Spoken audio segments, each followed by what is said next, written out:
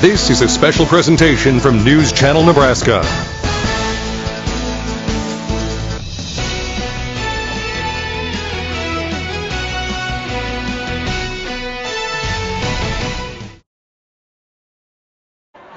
Well, there's nothing better than Class A playoff football, and that is exactly what's coming your way on News Channel Nebraska tonight here in Omaha as Grand Island makes the trip to Buell Stadium to take on Millard South. Tonight's game is presented by Anderson Ford Lincoln Kia of Grand Island. See their huge selection of new and used cars and trucks in Grand Island as they proudly serve the Tri-City areas and are a proud supporter of area athletes. Visit them at andersonofgrandisland.com.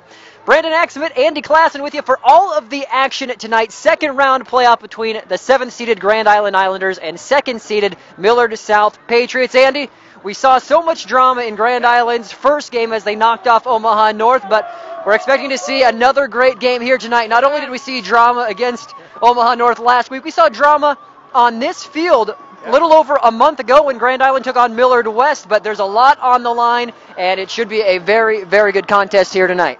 It really will be. Two very well-coached teams tonight. Both teams really like to run the football in a variety of ways. As I mentioned, well-coached, and both coaches, I think it's going to be a test to see who can stop the run versus who can run the ball the best here tonight. Islanders coming off an extreme emotional high, a game of peaks and valleys last week against the Vikings. They fell down 24-0 in the first half.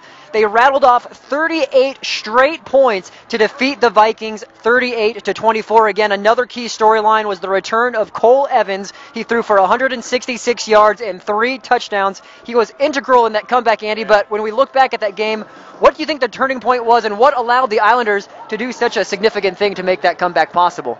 Well, it's how they mixed it up within that running game. Cole Evans, throughout the second half, especially midway through the third quarter, kind of put the team on his back, and when they needed a play, he would scramble for the first down, he would throw for the first down, buy himself time. Cole Evans is a straight-up gamer, and you heard Coach Tomlin talk about it in the post game. It's more than that, more than his numbers, more than his stats. It's his presence and his leadership out on the field, which really enabled and propelled them to that big-time victory last week against Omaha North. As for Millard South, they are on a 6-game winning streak. They've only lost one contest, also to Millard South. That was a 7-game defeat, but that was a long time ago. They've knocked off some good teams since that time, most recently Pius in the first round where they defeated the Thunderbolts 34-14, and it was a situation where they played great defense. They had a pick six for a touchdown. They had a punt return for a touchdown, and they really had a lot of big-time plays that allowed them to get that 20-point victory, but there is talent all over the field for this Millard South team. Yeah, there's a lot of talent. There's a lot of speed. You know, talking to the coaching staff in pregame, you know, they weren't being cocky or anything, but they said, you know, we're pretty good in special teams. We're pretty good defensively. We're really good offensively. And that's really, I mean, the confidence starts there and it works its way down. This is a young team, but they're a team that believe in themselves. I expect a lot of fireworks offensively from this explosive Patriot offense here tonight. Teams are going into the locker room. We're getting ready for kickoff. We'll take a quick break and talk about some key players you need to know about coming up as the Islanders get ready to take on the Patriots here on News Channel Nebraska.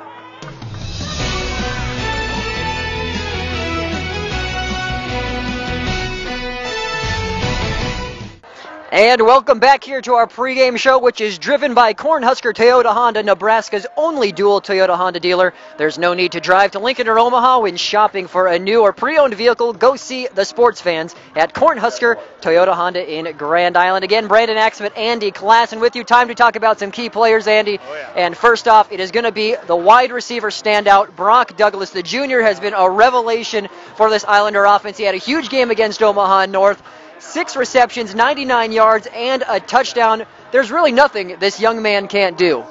You hit the nail on the head. And, you know, we're talking about Cole Evans, how he was making plays. Well, on the receiving end of those plays, more times than not, was Brock Douglas last week, and he's done it throughout the entire season. The guy has over 640 yards receiving. He's averaging over 17 yards a catch. He's a big play machine. Also has 5 touchdowns to go along with those numbers. So whenever Grand Island is looking to move the ball through the air, they're looking to number 1, and that's Brock Douglas. And also Ben Riley still out with that concussion, so we saw Douglas playing safety last week. He does it all on the defensive side as well. Yeah, and I'm glad you brought that up because a lot's going to be put on Mr. Douglas here tonight. They're going to want to move a lot of guys down in the box to try and slow down this rushing attack for Millard South. So that's going to leave one high safety, and that's going to be Brock Douglas. He has 21 total tackles this year. We know he can get it done, but there's going to be a lot of added pressure on him here tonight. As for Millard South, it's no secret, Andy, they like to run the ball. They have a couple of really good runners, one of which is Mr. Isaiah Harris, though. When I talked to Coach Andy Means, I said, what does he bring to the table? What makes him a good runner? And he just said, he's fast. And he left it at that because speed speaks for itself and speed kills, and he certainly has that in spades. He sure does. Over 1,400 yards rushing. They have nearly 40 rushing touchdowns total. He has half of those. So he's a red zone threat. He's a speed guy, but he also runs between the tackles. That's where he gets all those touchdowns from. Oh, and by the way, he has nearly 200 carries this year, only one fumble. That's how you win football games. You don't turn the ball over, you secure the ball. And oh, by the way, why not run in 20 touchdowns while you're at it as well? Harris is a game breaker here tonight. We expect to see a heavy dose of Harris here, and the Islanders, they're going to have to figure out a way to keep him contained if they want to have the victory here tonight. We're taking another quick break. We'll hear from both head coaches, Tomlin for the Islanders and Coach Mean for the Patriots. When we return, we're getting closer to kickoff here in Omaha.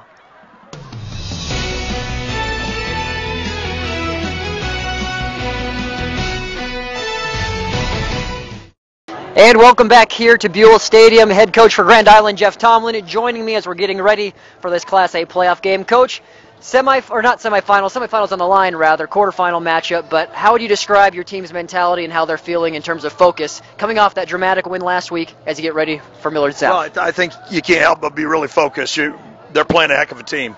Millard South is a great team, and they've had a super season so far, and we're going to have to be at the top of our game. And, obviously our kids are confident. They're feeling good, but they know the task ahead of them. In terms of what you've seen on film, Millard South, like you mentioned, very good. They love to run the ball. What challenges do you expect they'll bring and that you guys need to snuff out tonight? Well, their option attack, they run several different options, and so you got to be assignment sound on those. And so that's big. Obviously, their quarterback's a big running threat, and have a great running back and a number of good receivers. So they're more balanced than their statistics would tell. And then obviously defensively, they do a great job. We've played Millard South a number of times the last 4 or 5 years, and are always impressed with their program and their kids and how they play. And lastly, the goal is to not to get in a hole like happened against Omaha North. How do you fend against that, and what are you going to try to do offensively without giving away too much to have a good start? Well, we just need to take care of the football, and I think offensively we'll be fine. Obviously, we need to keep the ball for a while and rack up some first downs and time of possession, and obviously points would be nice. But defensively and offensively, special teams-wise, we just need to start fast. Coach, thank you for the time, and good luck as always. Thank you very much. Appreciate it. Stay with us. We have more football and pregame coming up. Grand Island getting ready to take on Millard South here at Buell Stadium.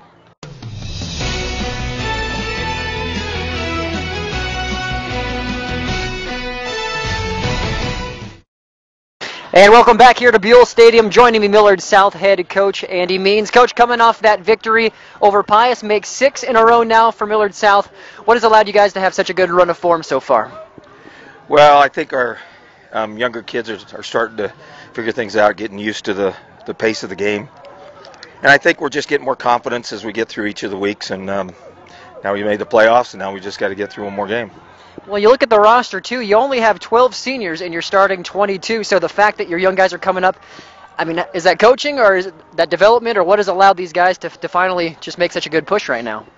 Well, I think part of it's just our program and what we do, and then part of it is they've been great at, being open to what we're teaching them to do and doing it to the best of their abilities, and it all works out.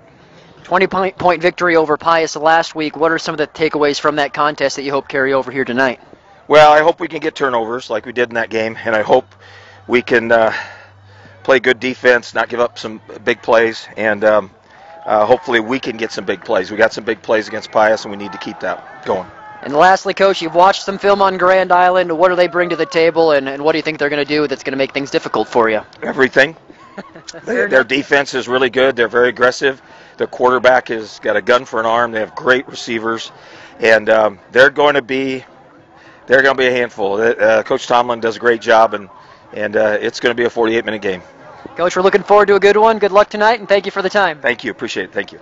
Head Coach Andy Means, we're getting ready for football here in Omaha. Don't go anywhere. Grand Island and Millard South getting ready to clash.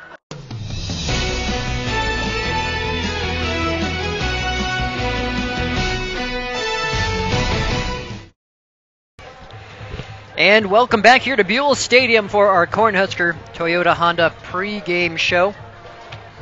Brandon Axman, Andy Klassen. We are 5 minutes away from this second round playoff game between Grand Island and Millard South. Let's take a look at those starting lineups. We believe Millard South deferred, and they will be getting the ball here first to start things here.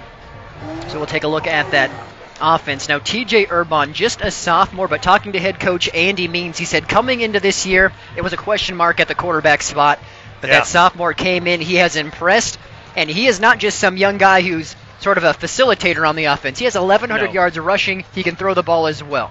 Yeah, and he's nearly averaging 7 yards per carry. He's another one of those guys that has over 160 carries and only 2 fumbles on the season. That's what you want to see in your quarterback, regardless if he's a sophomore, junior, or senior. Keep your eyes on Chase Purchell as well, the receiver. He is a gamer, 266 yards, 4 touchdowns. We already talked about Harris. You have Foley, the tight end. Gertis, also a great wide receiver. And you have the big boys up front paving the way in Mayville, Merriman, Town, Hobelsheimer, and Wentz. Now we'll look at the other side of the ball.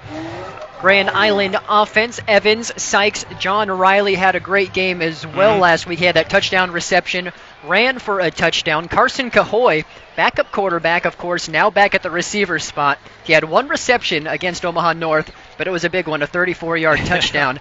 A lot of weapons on this offense for the Islanders. The big boys up front have been paving the way all year. It's going to be a big knockdown, drag-out fight. It really will be, and, you know, we talked about it earlier, and I truly do believe whoever can move the ball on the ground the best here tonight is going to win.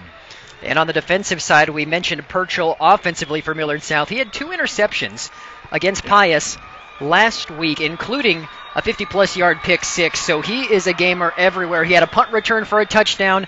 Keep your eyes on Mr. Purchell wherever you are. If you're the Islanders offensively or defensively, he can make plays as the Islanders are out on the field rocking the blacks and the white tops with the purple helmets, of course, and they're ready to go. Again, this is the second time they've made the trip to Buell Stadium this season. Back on October 4th, they fell in it was a dramatic game as well. The first loss of the season to Millard West, a game that ended up going to double overtime, but it certainly was a fun one to watch, and we'll see if their fortunes change and they come out of here with a victory tonight. And you got to feel, if you're a fan or a coach on the Grand Island staff, that this is a little bit of an advantage, that you've already played on this field. You played in a big-time game against a really good team, so you already know what this environment is all about. You've already got this under your belt, per se, so nothing's going to be new here. They've played on this field. It's a newer field turf type, not grass like theirs, and here comes Millard South. Patriots ready to go, riding a 6-game winning streak, and they're looking to make it back to the semifinals. You look at who they've beaten on that run: Omaha Northwest, Elkhorn South, Columbus, but then Creighton Prep, Omaha West Side, a 1-point victory to round out the regular season.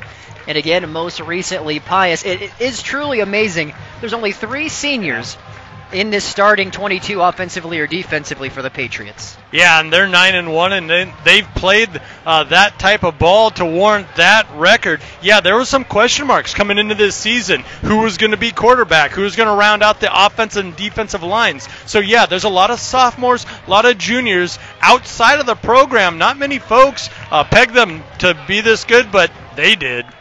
All right, it's time for our 5 Points of Impact, brought to you by 5 Points Bank. Proud to support area coaches and athletes. 5 Points Bank, the better bank, as we take a look for our first point for Grand Island. Start fast. And that's something they did not do against Omaha North. Got in a 24-point hole. Yeah. Can't afford to do that again. You don't want to ride your luck. No, that is imperative here tonight for GI, especially the offense. They got to get things rolling early on here tonight. Point number 2 on our 5 Points of Impact. Also for Grand Island, win the turnover battle. When you're playing a good team like Millard South, you can't afford to shoot yourself in the foot. We've already talked about it. It's such a coaching cliche. Whoever wins the turnovers usually wins the game. Well, that's because it's true. Point number 3 as we switch over now to Millard South. Play a complete game. We talked about it before with Coach Means. He says we played great offensively in games. We played great defensively in games. We've had great special teams. There's yet to be 4 quarters where they put all 3 of those facets together, and he expects his team needs to if they're going to beat Grand Island. Yeah, and if Millard South does play a complete game, they got to feel pretty good about themselves being able to pull out a victory here tonight. That's why Coach Means brought that up. Point number 4 for the Patriots. Put pressure on Evans. You saw what he did last week in his first game back starting. 166 yards, 3 TDs, no interceptions. Everyone knows he's a great athlete. They're going to have to try to contain him. Yeah, and that's easier said than done.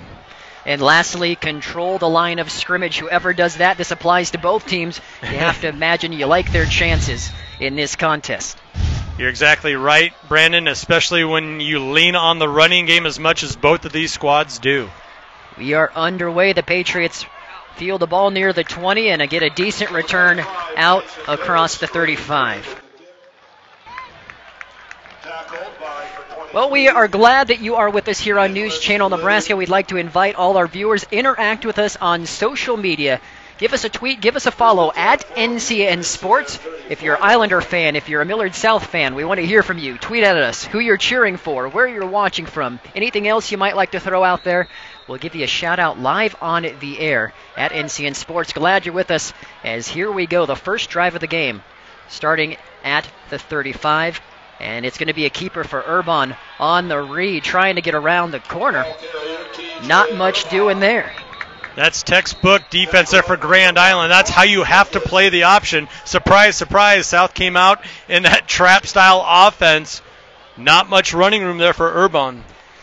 And what do you know, that was Brock Douglas, the player we highlighted at receiver, coming up from the safety spot and making the tackle. Yeah, these outside linebackers, the corners, everybody's going to have to be aware of their assignment, and they're going to have to roll up a lot here tonight, especially coming off the pitch. Officials still deciding where to spot this. I want to go back to the kickoff real quick here, Brandon. Grand Island kicked it to the up back, and that might have been by design because Millard South has 5 return men in kickoff return game, averaging over 16 yards per return. They're excellent special teams-wise. You might have saw a little coaching counter from the GI staff on the first play of the game. And interesting here, they're still saying first down on the scoreboard. Play action. Here comes Francel. Urban gets away, and he has room to run in front. The sophomore out in open space, and he's brought down from behind by McInnes. But what looked like was almost a sack turns into a 15-yard pickup. And that's what Urban can do for you when a play breaks down. He is athletic enough to go ahead and make a play for you, picking up a critical first down early in this contest. What amounted to a broken play, 12 yards Millard South. It is absolutely amazing. First-year starter as a sophomore, the numbers he's put up. 1,100 rushing, but he's also thrown for 700 and has accounted for 28 touchdowns as he hands this one off to Harris, who's trying to get the edge. Another nice gain as he's ushered out of play by McInnes as well as Douglas. Yeah, and you just saw the speed right there from Harris. It looked like Grand Island was playing with pretty good leverage. Harris just beat him to the edge, got outside for a really nice gain there on first down. Again, between Urban and Harris, you have nearly 2,500 yards on the ground this season. Trips to the near side. And Urban hands this off again. Right up the middle this time. Another first down for Harris. That was a 10-yard gain. Harris did a real nice job adding a little hesitation in the middle of that run, allowing his blocks to get set up in front of him. Then he turned on the afterburners to get that 10-yard gain. And sometimes you see with a fast running back, coaches will say, just get to the outside. But when he can run right up the middle like that, too, it makes him all the harder to stop for a defense. Well, yeah, and how do you plan for him? You don't know if he's going to go inside or outside. And you saw him there shedding a tackle behind the line of scrimmage. There is a 16-yard pickup. Harris is absolutely rolling here early. Yeah, and you're seeing Grand Island already electing to bring an extra guy down in the box to try and slow things down. But I'll say it again, that's much easier said than done against this Millard South rushing attack. Ball now on the 18, Patriots opening drive. And no one has been able to stop Harris yet. There's about a 3-yard pickup. You had Wemhoff and company in on the tackle. Wemhoff did a real nice job lining out wide to the top of your screen there, then crashing down. And that's what they may have to do, is just know their gap responsibility, then take a half step outside. Do not give up that edge to these speedy running backs of Millard South. 2nd and 8 here. Pitch to Harris, who slithers through and hit near the 10. Another 7-yard pickup. It looks almost effortless for Harris right now. Well, I'll tell you what, Harris has a lot of good blocking going out in front of him as well. There you see head coach Jeff Tomlin, 16 years at the helm for the Islanders. It's the same story every time I talk to opposing coach. Jeff Tomlin does an amazing thing with the program. Grand Island is always tough to play, but he is an intense, dedicated coach, and the Grand Island community is proud to have him. I think that really shows you just how good of a guy and a coach he is when every coaching staff we talk to on the other side, that's the first thing they bring up is what a good guy and mentor Tomlin really is. Huge 3rd and 3. Urban keeps it, and he's going to be about a yard short. That was Francel bringing him down. Would not be surprised if Coach Means goes for it here. Your offensive line has been doing a lot of good work for you up front. You hear the fans, they want to go for it. It's early on. And it looks like that first unit's staying on the field. Big play here. First drive of the game for the Patriots. 4th and 1. Urban under center. He's going to keep it. Oh boy. Stood up. This is going to be close. That front line for the Islanders had a big push. Martinez, Roadbush, and Rodriguez. This is all going to depend on the spot. Really is. You had some players from Grand Island celebrating. They think he's short. It's going to come down to the spot. And the defense holds. After getting ran on for about 60-plus yards, they make a big play on 4th down. And you see there was no push by the Patriots. Andy, that 5th point, control the line of scrimmage. Didn't work there for the Patriots, and the Islanders come up huge. The big fellas up front for Grand Island woke up there once the ball got into the red zone. And you hear that a lot from coaches. You know, we're a bend but don't break type of defense. That's exactly what happened right there for Grand Island. And there you see Andy Means on the sideline. Played for the Huskers back in the day as Riley with the one-handed grab will get about 6 yards on the swing pass, and we have a flag coming in late. Maybe a face mask. Yeah, the back judge, Otha Consul, with the flag, threw it right away. Tonight's crew out of Omaha, Nebraska. Felix Michels, your referee. Umpire Bob McLaughlin. Head linesman Troy Lanham. And John Robinson will be our line judge here tonight. And I spoke too soon. It's a block in the back, so this is going to go backwards for the Islanders. That must have been the crackback coming from the receiver position there. Didn't get his body, his hands in front of the outside linebacker. And there's another look at Coach Means. 15th year at Millard South. Again, played for Coach Osborne. Graduated from Holdridge in 76. Was a cornerback. We know about that for the Huskers back in the day. And there, Evans just overshooting Sykes. And I think you got to credit Millard South's defensive front right there for applying just a little too much pressure to allow that play to really develop. So 2nd and 12. Trips to the near side. Evans, bubble screen to Douglas. Trying to get around the edge in a nice open field to tackle. That was Spencer Wagner preventing that from probably being a first down. Wagner did one heck of a job at getting outside, running straight to the sideline. We know Brock Douglas has a lot of speed as well. Credit Wagner for getting himself out there, denying the first down for Grand Island. So 3rd and 3 here.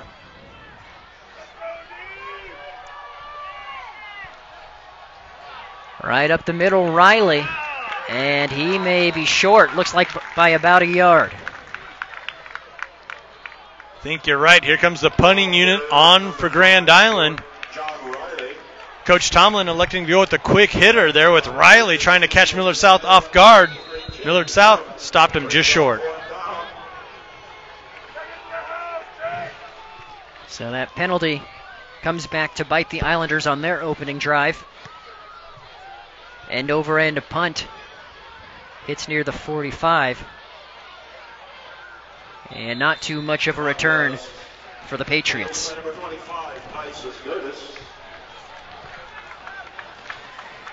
I'd like to remind you this broadcast helped made possible by Central Nebraska Orthopedics. From advanced surgical techniques to sports medicine expertise, Central Nebraska Orthopedics is dedicated to the motion of life.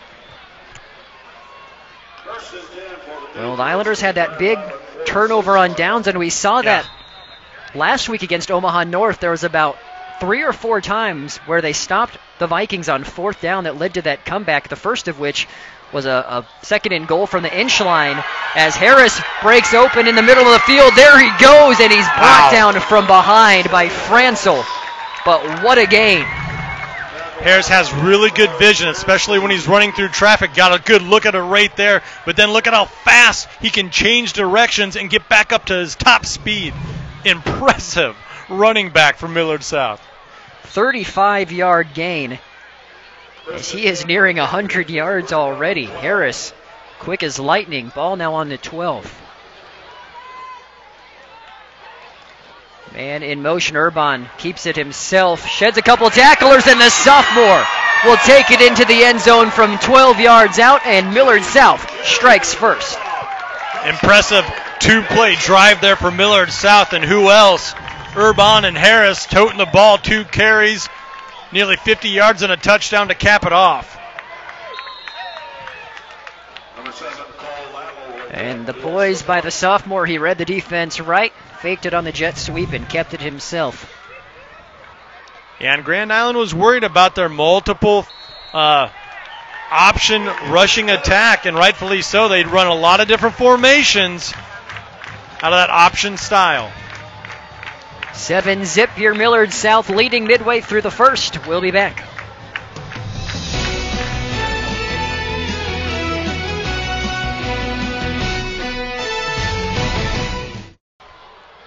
Welcome back here to Buell Stadium. Kick fielded at the 25 by the Islanders. Again, it looks like you're seeing both teams making a concerted effort not to kick it all the way back to the returners. Right, they want to keep the ball away from the opposition's playmakers as much as possible, and you kind of get to dictate that a little bit more on special teams with your directional kicking. Smart move by both coaching staffs.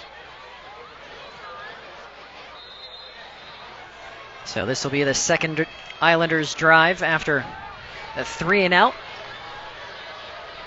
Starting things here at the 37.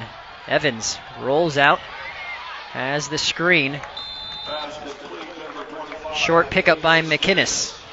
Again, we saw this last week where Kojo Atikpahu and Ace McInnes, the 2 cornerbacks, getting involved in the offense. And that's just Tomlin trying to get his playmakers involved in multiple ways as well. 2nd and 5. Evans again. Plenty of time in the pocket, and the ball pops out. McInnes had it, couldn't hold on. Oh, man, Cole Evans did a real nice job of surveying the defense there. Pump fake, took his time. He had a lot of things going on around him. Went through his reads and just delivered a strike over the middle there. Unable to connect with McInnes. Here comes the pressure. Riley out in open space, and he's going to be short. Gain of about 3. Tell you what, Riley made one heck of an adjustment just to catch this ball. Check this out. Looking back over his back shoulder, spinning around, then getting upfield, but not enough to pick up that first down. Instant replay made possible by Great Western Banks in Grand Island, Kearney, Hastings, Holdridge, and Broken Bow. Hometown bankers empowered to make fast decisions so you can be greater with Great Western Bank. As the Islanders forced to punt again, that's their second 3-and-out. And there's Purchell on the return. He won't have a punt return this time, but again, he did that against the Pius Thunderbolts. He is a dangerous player with the ball in his hands. Yeah, all hands on deck on special teams for both of these squads here tonight. as when you put that ball in the air, you got a playmaker on the other end waiting for it. Whether it's Purcell, Brock Douglas, all these guys know what to do with the ball in their hand. Again, Harris and Urbon have been reeling off big chunks of yards on the ground. Harris on the option here. Bottled up, cuts it back, and he is corralled for a short gain. And that was all thanks to Sam Sims shooting outside, turning Harris back inside. He didn't record the tackle, but he made the running back go back to the middle of the field, back to where the pursuit was going to meet him. That is how Grand Island, if they want to slow this rushing attack down, that's how they're going to have to do it. Team tackle, team philosophy wise. Harris shifts to the right side of Urbon. Quick hitter. And not much there. Again, open field tackle by McInnes. Those are never easy to do. You're just saying, hey, playmaker against playmaker. Yeah. Who wins? And McInnes did a real nice job of also playing with leverage here, keeping his outside shoulder open so that if he did miss this tackle, it forced the receiver back inside. You saw it right there in the replay. So that was Tyson Gertis, Urbon's other favorite target beside Purcell. 275 yards and 4 TDs entering tonight. That was a pickup of 3. And I'll tell you what, Millard South has a sneaky good passing attack as well. They do it good enough, just good enough to keep those defenses honest. And if you do roll too many guys up in the box, they're going to beat you putting the ball in the air. And Urbon a hit, and that'll be for a loss. And the Patriots forced to punt. He was wrapped up in the backfield. Looks like that was big Riley Krolikowski. And Francel actually making the initial tackle. Krolikowski cleaning him up. Francel doing a real nice job of reading and reacting from his outside linebacker position there. We mentioned it earlier. These outside linebackers for Grand Island are going to have their hands full all night long with this rushing attack of Millard South. Islanders absolutely needed that. Joe Folda punts this one away. Takes a favorable bounce for the Patriots. And will be down right at the 25.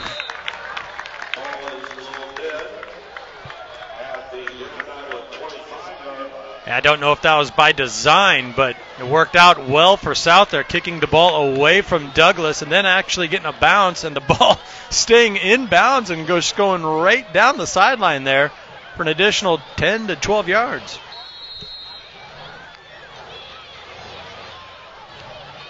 We would like to remind you that our streaming sponsor tonight is the University of Nebraska Kearney. It's the most affordable university in the state. Quality academics matched with low tuition makes the University of Nebraska at Kearney a wise choice. Apply today and start making a difference. Visit unk.edu. As there is Francel for a short gain. Now he actually is averaging the best yards per carry of any running back for the Islanders, and we see him get brought in on special occasions, but he is certainly somebody who is great at running the ball. That was another one of those points we touched on in the pregame, is how many different guys tote the ball for Grand Island. Nowhere to go there. Riley completely bottled up and loses about 3 or 4. That Patriots defense absolutely swarming. Yeah, that was excellent discipline from the big fellas up front, your backside defensive end. They're staying home, not getting faked out by that counter, and being ready for that jet sweep coming back at him. As Jake Mayville making the play, 3rd and long, and this one is batted at the line of scrimmage. And it is the 3rd 3 and out for the Islanders here. I tell you what, Grand Island's got to feel pretty fortunate that that wasn't a pick 6. Mayville getting his big paws up in the air, batting the ball up. And if your pass rush isn't going to get there, you get your hands up and you disrupt the passing game. Excellent play right there from Jaden. Big number 52, Jake Mayville. Now that punt barely getting away. Chance for Purcell to return this one. Spins and got about 5 to 10 extra yards there just by that effort alone. Yeah, when he makes that first guy miss, and he usually does, look out. And then when he what I really like about is how he finishes his runs. The one guy is usually not going to bring him down. You saw it right there on that return. So another short field here for the Patriots. Start on the Islander 39-yard line. Yeah, this Grand Island defense has been backed up throughout this first quarter here, playing on their side of the field virtually the entire time. Urban keeps it, hit, and stood up at the 40 for a loss. That was Hofelt coming in there. Saw his helmet fly off there at the end of the play. Some fans are looking for maybe a face mask. And I think if you're on the other sideline, Grand Island saying equipment violation, you're going to have to sit out a play because your helmet came off. And that's exactly what's going to happen here. Yeah. That helmet certainly went flying.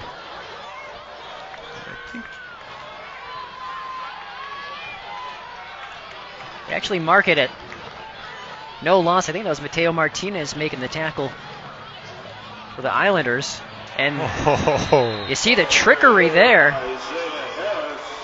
Cole Marshak, pitching it to Harris, and it's a big loss, but you see some trickery with the personnel by Coach Means. Right. Well, Marshak had to take that play as Urban had to sit out because of the helmet coming off. And how about Wemhoff reading that play from the get-go, going to his assignment and shutting it down. They're lucky that pitch got out to the running back. And so Urban now back in, but that's going to do it for the first quarter. 7-0 ball game. Millard South on top. We'll be back.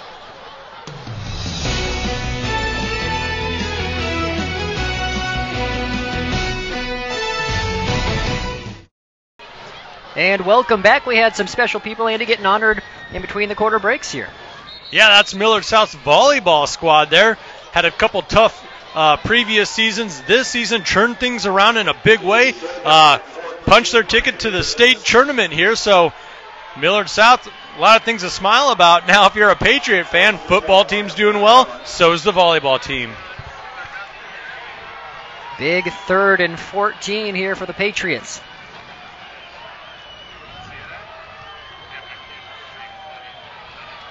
Urban rolling out. Here comes pressure from the outside. And the throw's away. We also have a flag in the backfield.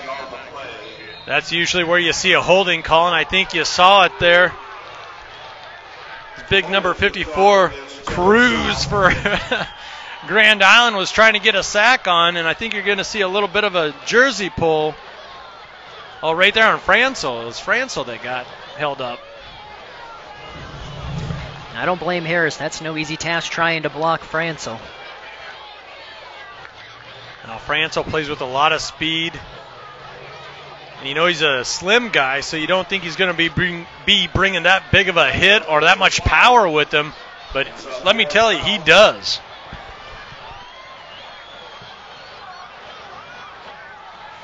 Millard South forced to punt as Douglas heading back to about the 10-yard line. Again, Patriots kicked it away from him last time. Tell you what, Brandon, excuse me, but you really got to credit Grand Island's coaching staff here for making some big-time adjustments on defense after those first 2 drives from Millard South, doing virtually whatever they wanted to on the ground. Grand Island making some moves, getting some stops here. And now they just need to figure out something offensively, as that took a Patriot bounce. But that should be a touchback, because he went to the end zone. You see the Patriots fans, and Patriots thought it was downed at the 1. And I think you got John Robinson there saying, no, son, you may have been in the end zone when you threw that one back. Let's take a look at it right here. So once it breaks the plane, right, see, that's where that's a touchback. Yeah. And I think he actually had possession of the ball across the goal line when he tried to throw it back. Got to credit the effort, though. So right now, Islander offense needs to figure something out. They've had 3 3-and-outs. Yeah, they really do that for no other reason. Just help their defense out there. Give them a breather. Get them off the field. 4 wide here. Riley on the swing pass. Ooh. And he's hit up high, and there comes the flag. Take another look at it here. That was Purchell coming up to make the hit, and ooh, yeah, you'll get flagged for that. That's going to be a 15-yarder. And you see what Grand Island is trying to do right now. They're really attacking the edges. They're trying to spread this Millard South defense out, and that's what opens up things for their inside running game. But it's all predicated on getting some yards by working the edges early on. Evans keeps that on the option, and I'm not sure if that's going to be a catch or not. It was Wentling, the intended target. Oh boy, and that was a dangerous throw as Purchell almost came away with the pick. Well, Eeks Office Solutions, with 13 locations across Nebraska, Eeks is there for all your business needs. Visit Eeks.com for more information. Nowhere to go on the ground. That's a big Brendan Anderson and company making the tackle. And that is a big guy, 6'1", 225. Yeah, how impressive has Millard South defensive front been here throughout the first quarter, now into the second quarter. Anderson not allowing anything outside of him from his defensive end position. Play action pass, Evans nowhere to go. Brought down by Mayville. He has been wreaking havoc in the backfield. Mayville's just setting up a campsite back there. My goodness, shooting the gap, getting back in the backfield there. And Cole Evans usually can elude that first guy. Mayville not allowing any of it.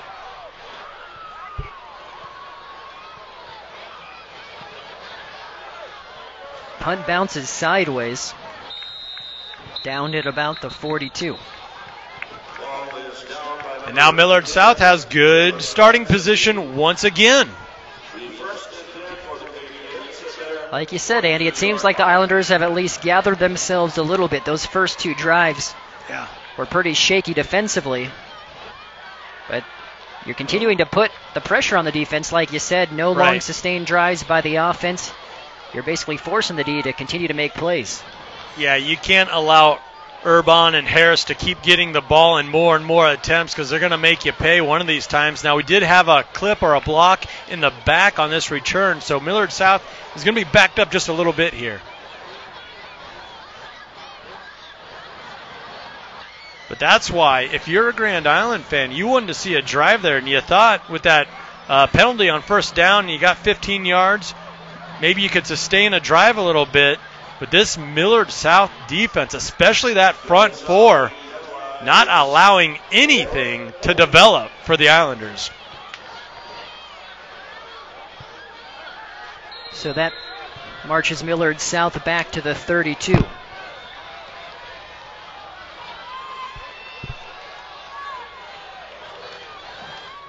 Harris up the middle, nowhere to go.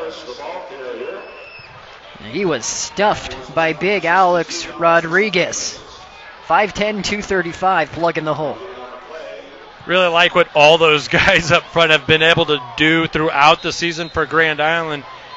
Between Martinez, Roadbush, and Rodriguez, each one of them have 30 tackles on the season. When you get your three-down linemen to have 90 tackles between them, you know they're playing assignment sound defense.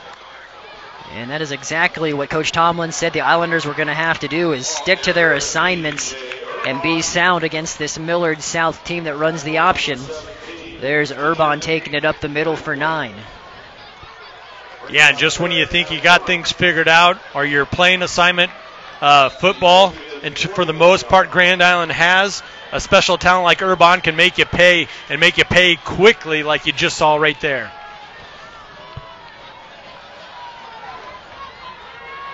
Third and short. Wemhoff showing blitz on the outside. And it's Urban again who keeps it, and he gets enough for a first down, gain of 5. Yeah, Urban's really starting to see a little bit of the field here. Real nice zone read play. And he just kind of had the feeling that he wanted to keep that ball regardless because he knew he could pick up the first down. Sam Sims made the tackle. Fresh set of downs here for Millard South. Ball on the 46. I also like the pace of play that Coach Means has his team going on with right now. They can do the hurry up, or they can just take their time and methodically rush the ball down the field. Play action, Urban going for Gertis. McInnes had him covered, and Millard South fans wanted a penalty, and it comes late from the opposite line judge. I think the opposite line judge might have had a better look at it. And I thought McInnes might have had a hand on his back. There it is right there. Not much of a nudge. You know, we're a couple former defensive backs. Those, you know, ticky-tack, small, incidental contact, we'll call it. We don't always like to see those called on our fellow defensive backs.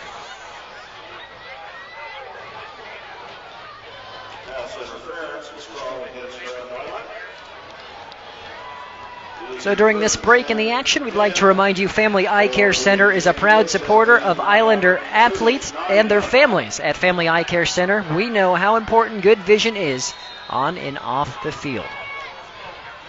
And just to be clear, McInnes did commit the penalty. He got his hand up on the shoulder pads there and pulled just a little bit on Gertis, as Gertis did have a step on him. So now the Patriots in Islander territory on the 39.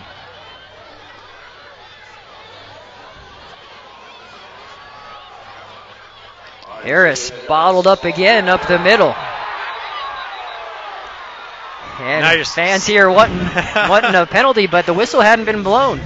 Yeah, you're seeing a little bit of that mean streak from the middleman Martinez. And that's how you want your big nose guard to finish a play, right there. And you're exactly right, Brandon. The whistle hadn't blown yet. So if you'd have just let him go, you know Harris would have broke it outside and ran away from everybody. You got to play through the end of the whistle. Second and 9.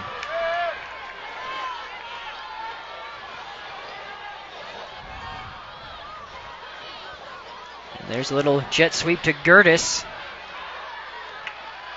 And he gets about 2.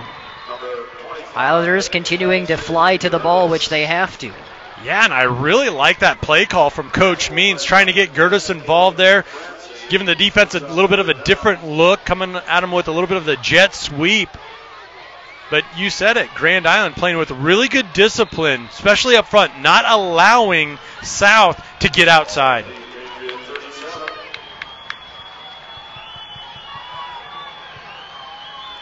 Third and 8. Trips to the near side. Urban rolling out. Gets it in space. Nowhere to go. Oh.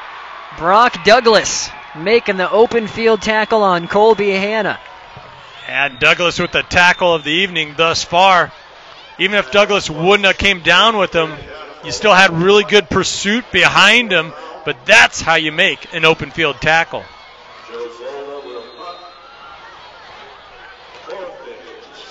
So the Islander defense holds again.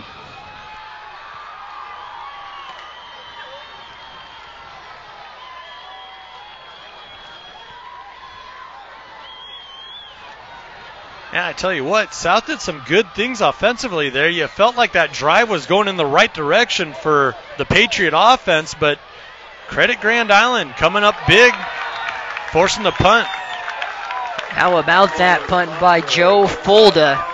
Out of bounds inside the 5. I'll tell you what, the special teams to me has kind of been the big difference here. Millard South able to pin Grand Island back time and time again. They have won the field position battle throughout this first half. I mean, if I'm a Grand Island fan, I got to feel pretty fortunate that I'm only down 1 score right now with how many things have been going Millard South's way, especially on special teams. Backed up all the way to the 3. And a great second surge by Sykes. Well, at least give the Islanders a little bit of breathing room. Yeah, another one of those running backs that doesn't get a lot of carries per game, but when he does, he moves the sticks. And you can see the confidence that Tomlin has in all of his running backs. That's an important place to be. You want a sure-handed ball carrier with it. My goodness, that was Purchell again trying to pick that one off. And we do have a penalty flag. We'll see what this is all about.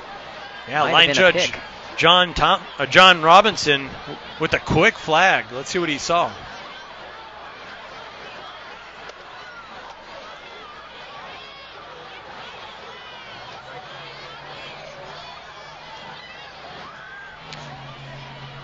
You haven't seen the Islanders really go downfield at all so far. They've been, like you mentioned, trying to get it out in open space, and might actually be against Sykes there.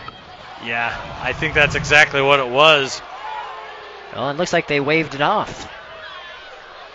Well, Grand Island might have got away with one there, as I thought Sykes might have held up the defender, not allowing Purchell to make a play on the ball there, because that could have been a pick six. 3rd and 7.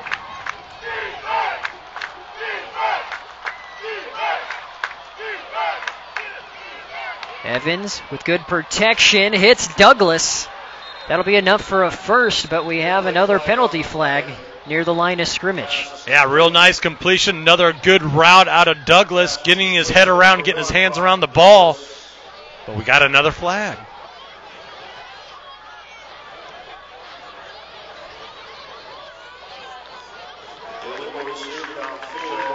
Illegal man downfield. So a tough break for the Islanders. That would have been its first down that they picked up without a penalty. Yeah, that was a really good call from Felix Mitchell's refereeing crew here tonight. You see that a lot with these run-pass option style of offenses. Those linemen get downfield, and more times than not, that penalty doesn't get caught or the flag doesn't get thrown. Good to see the officials on top of it here tonight. It just puts the defense at such a disadvantage. You're reading your keys. You see the offensive lineman come down the field, so you make a break, and then they put the ball in the air, and you're out of position. 3rd and 10 from the 3. Evans again with time. The receiver fell down and tipped. And that was lucky for the Islanders. Douglas just on the little comebacker. Couldn't keep his footing.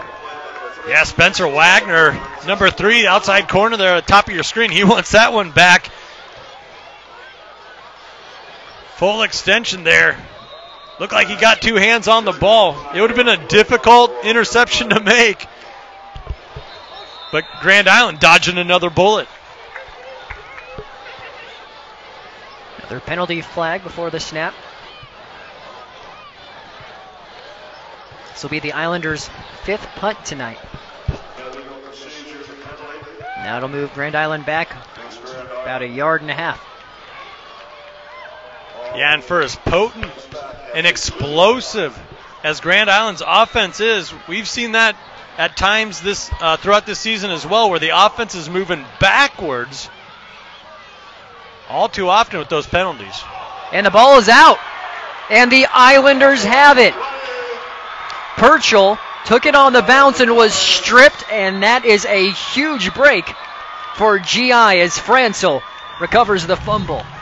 You're exactly right, Brand. That's a huge break for Grand Island. Let's see if they can do anything with it. Atikbaho, the crafty defensive back, getting it done on special teams with the strip. Again, Kojo Atikbaho had that pick 6 that pretty much sealed the game. Yeah. Against Omaha North, but he's a player who likes to lay the wood a little bit. He's in the top 5 on the team in tackles as a cornerback. And he's another one of these seniors going into the season that didn't necessarily have a lot of playing experience under his belt. A little bit of a question mark. You knew he had the talent, but you just hadn't seen it translate on the field yet. Atikbaho has had himself a fine season.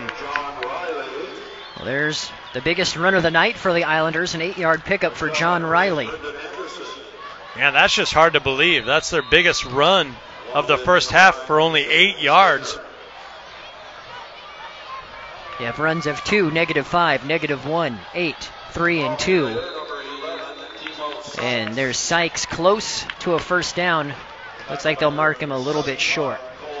Even though Sykes got upfield, you're seeing why this rushing attack isn't working. Look at the penetration again from Mayville. Big number 52.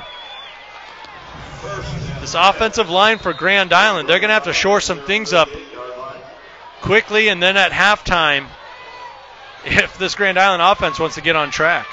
Well, after the new spot, it was a first down, so that's good news for the Islanders. They've moved the chains here after that 2-yard pickup. And there's the swing pass yet again. And Riley gets about a 5-yard gain. I don't know how Riley caught this ball. He just scooped it right up off the turf, and he caught it in stride.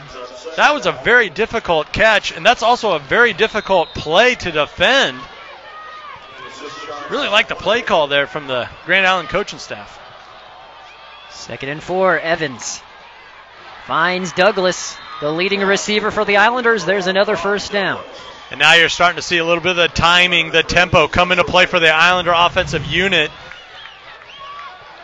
Just a little pitch and catch there from Cole Evans to his number 1 receiver, Brock Douglas. All right at midfield.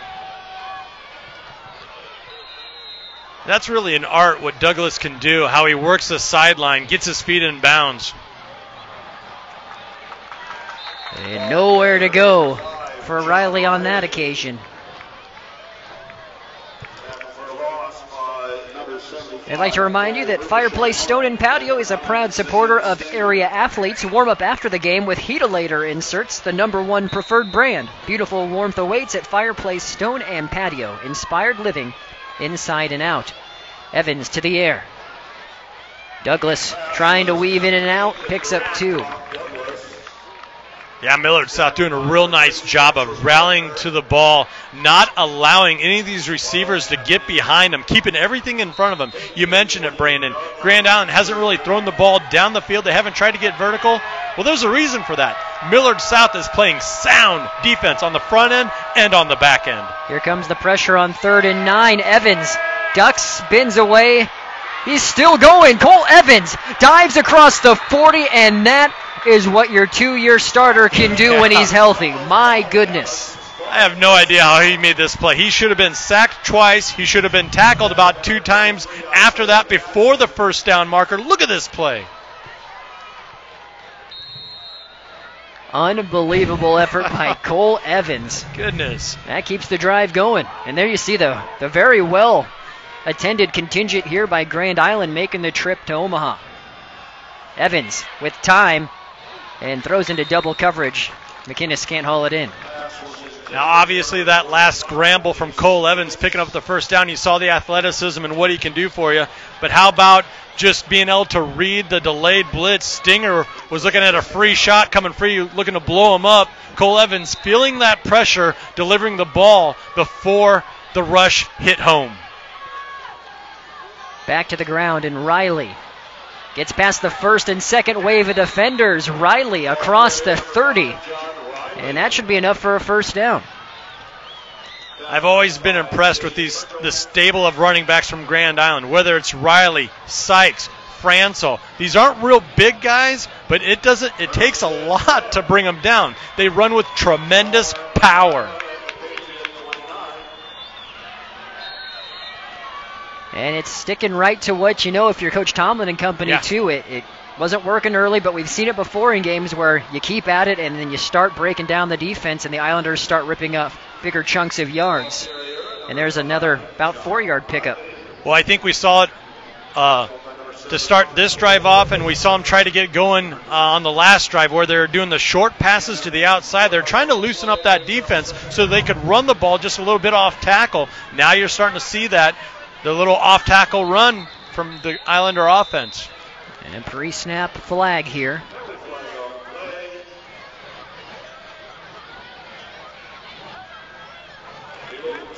And that is against the Islanders, not what you want if you're Coach Tomlin. It's exactly opposite of what you want. I mean, you had a good pace of play going there. You're picking up chunk yardage. your running game, your passing game, everything was clicking, and now you're behind the sticks. Second and long, 2nd and 12 here, and you're off pace.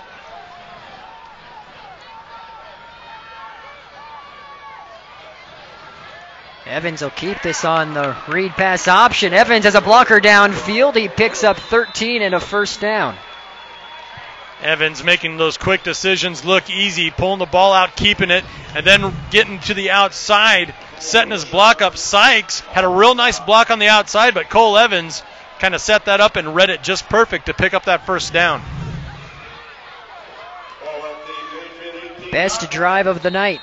Here for the Islanders, they're deep in Millard South territory. My goodness, and if you're a Millard South fan, you're thinking we did so many things right defensively. And look how at that. About that? Oh. Brock Douglas somehow found this seam. I don't know how you don't cover him, but an 18-yard pitch and catch. Evans to Douglas. That skinny post, I think what happened here is Millard South got caught in quarters, so the corner to the top of your screen had his quarter of the field, if you will. Brock Douglas broke it inside on the skinny post.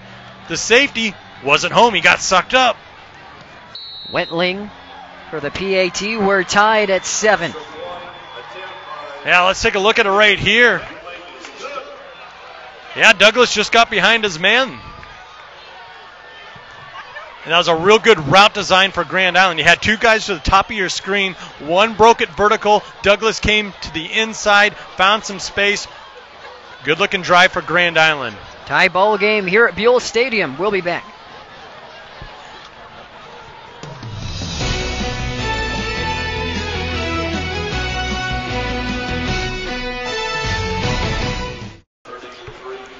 $18-yard pass and catch from Evans to Douglas, and you see the squib kick there. Yeah. Fell on right at the 30-yard line, so a minute and a half remaining here. I'd like to remind you, whether you're a weekend warrior, occasional hiker, fitness fanatic, or advanced athlete, Grand Island Physical Therapy can help you improve your skills, prevent injury, and stay healthy.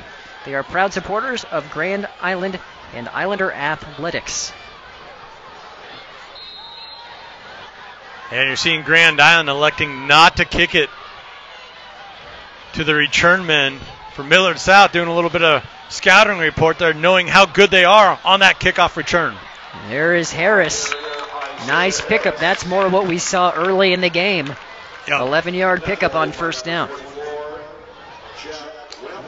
I think Wetling was kind of pounding his fist there. He tried to bring him down by diving at his ankles. Well, guess what? Harris just went right over the top of him and picked up another 8 yards.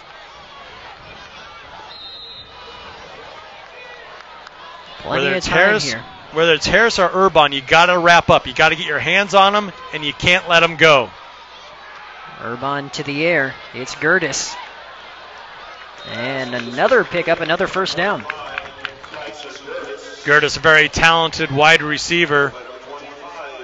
You're going to look for the Patriots to put the ball in the air here, as there's only a minute 22 left. Now, they do have all 3 timeouts. Both squads do. 7-7 to score on your Aurora Cooperative scoreboard. Go green with E15 and fill up at your nearest A-stop today. Patriots driving here. Islanders do get the ball coming out of the half. Yeah, Millard South would at least like to get a field goal attempt out of this. There's plenty of time, especially with all 3 of those timeouts in your back pocket. Looked like almost a broken play from the high snap. Urban just tucking it and going up the middle. Gets a couple. I think it was a broken play, or the timing was off. But you saw Urban doing the right thing, just putting his head down and getting the ball up the field. Now you're going to see one of those timeouts. And 2 left for the Patriots. But you certainly have plenty of time. Ball on the 45, minute 15 to go. And you still have 2 timeouts in your back pocket. It's interesting here. Again, you're projecting a little bit, but if you say the Patriots pass here, get an incompletion, then you wonder if you're Grand Island, do you start using your timeouts to say, hey, we want to get the ball back and try to come back the other way? Right, that's why the 2nd and 3rd down is going to loom large for both squads here, and how they're going to use the remaining timeouts that they have And Millard South is so good on offense, running the ball, but also passing the ball. I mean, they're solid. They got a high completion percentage, so you can't just load up on the run here, or what I'm trying to say is bring in an extra defensive back. With those 2 timeouts, they can run the ball here. 2nd and 8. But Grand Island is going to go with the Tampa 2 look, have 2 safeties over the top here.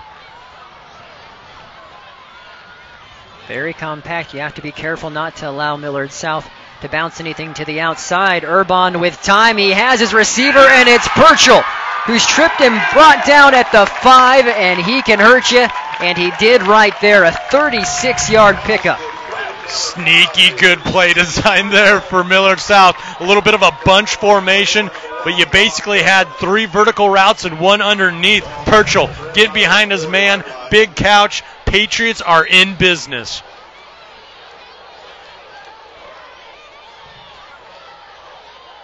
First and goal to go from the 3.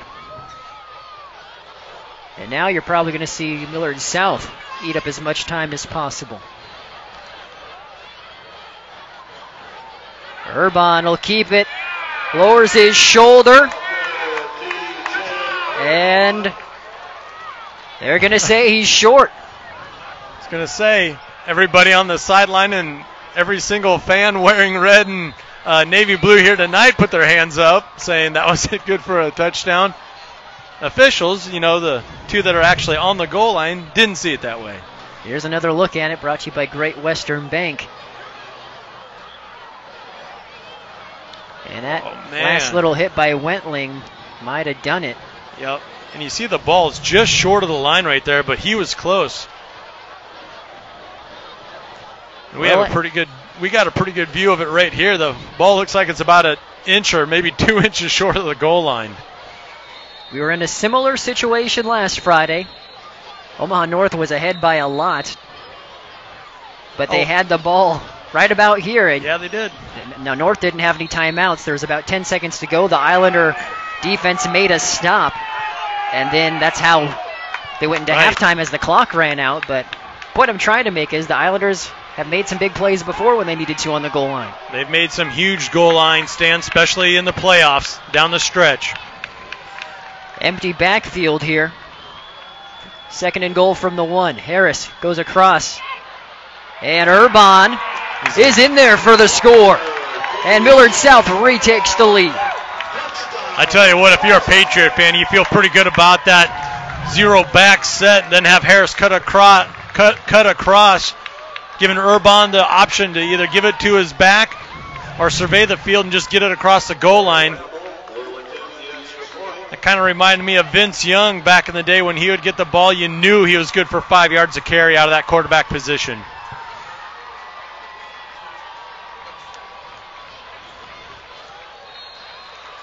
And the kick is good, so 7-point lead for the Patriots. 31 seconds left in the half. We'll be back.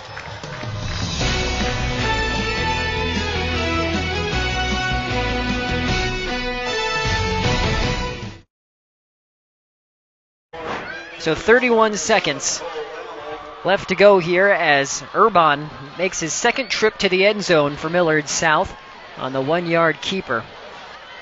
A lot of this, you think, will depend on the return by the Islanders and how they approach this final half minute. And that was a statement score right there for the Patriot offense. I've been telling you, Brandon, this entire game, they can put the ball in the air and do some good things. You saw it right there with just a beautiful post route from Urban to Purchell to set that score up late in the first half. 36-yard pickup by Purchell, which set up the score. High kick. It will be fielded by Douglas at the 20. And good coverage by the Patriots. Douglas tried to cut it back. So 25 seconds to go. Zane Stinger, one of the outside linebackers for this Millard South. And you're seeing the emphasis that Millard South has on special teams when they got so many starters from their offense and defensive units out on special teams. Stinger with a big-time tackle on a talented return man, Brock Douglas, not allowing him to bounce it outside. Again, the Islanders will get the ball after halftime. 4 wide set here. Yeah, and you're not comfortable if you're Millard South right now because you know Cole Evans can move the ball through the air. And hand it off to Riley. Short game. And looks like the Islanders are okay to just let the clock run out here. Kind of surprised by that. A lot of times Tomlin likes to kind of push the envelope, force the issue a little bit. They want to go in and talk things over here at half, and I do not disagree with that decision either. That'll do it for the first half of play here at Buell Stadium. Millard South 14, Grand Island 7. As we head to halftime, we'll take a break here. Be back with our halftime show, highlights, stats, and analysis all coming up.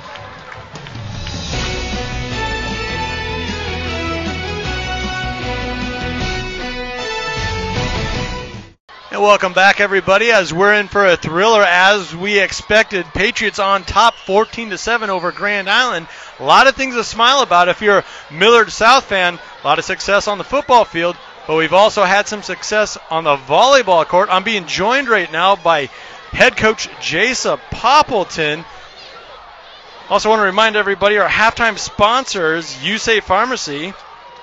They support their local communities and area athletes. But Jasa, you guys are making it to state this year. Fantastic. It's our first appearance since 2014, and none of these kids have any experience on the state floor. So this has been a long time, a goal that we've been working on since they were freshmen. Yeah, and it's really been a process. You were knocking on the door last year, got second, is that correct, in districts? Yeah, we lost to Marion, and they won it. So I would say we got ninth overall. And you were still ranked in the top 10 at the end of the season. You came back, your girls kept their poise. What have been the keys this season that enabled you guys to really make a push this state run that you're on this year? My returning setter tore her ACL in early January, and we didn't know if we were going to get her back for this season. So she really rehabbed, went through PT, and actually got her back on my birthday in September. We gradually introduced her, let her play a couple back row rotations, and our freshman that was running the whole show did fantastic. She ran the show, broke a record on our match against Bellevue West, but when JC came back, it brought our team a whole new boost of energy, a fast offense. Our hitters were used to her, and we've gone 11 of our last 12 matches. We've won 11. So we did make a big push at the Metro tournament, made it all the way to the finals. First time ever in school history. First time ever that what's happened here? We made it to the Metro Finals, and we hosted districts first time ever. So we've done a lot of first time ever, so now I think we might just go all the way and win state. You think so? So would you credit a lot to your upperclassmen really kind of showing the underclassmen what needs to happen, what has to happen to play at this type of level? Yep, absolutely. These kids that are seniors actually suited as freshmen with me as a first-year head coach. I feel like we've been through the ups and downs, the ins and outs. We know the chemistry of each other. Yeah, and tell a lot of folks about that because it's not just a one-season type of deal. You're heavily involved in club ball, and I feel like these girls never really get a break from volleyball. It's a year-round deal. It really is nowadays. And actually, Millard South does a fantastic job of promoting multi-sport kids. So my setter that tore her ACL, she's a basketball and a track all-star. So I got a couple other kids that play soccer and tennis, and that's the culture we try to have here at Millard South, multi-sport. But, yes, we got high-level club kids, too, that the day we're done after state, they'll be at their clubs.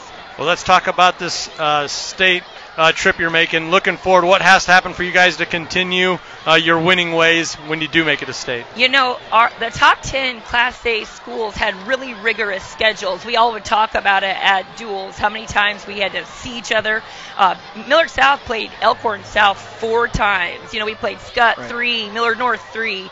And some of those teams that are rated above us, we didn't even see. We didn't see the Monarchs. We didn't see the Titans. We had not seen Pius, and that's who we're probably going to draw on Thursday. So it's it's going to be anybody's game. We don't know each other's tricks. Right. Well, Coach, best of luck in the future. Thanks for joining us up here in the booth. And I guess you would say go Patriots, huh? Yes, go Patriots, yes. All right, thank you. You betcha. Let's send it to break. We'll be right back with some highlights.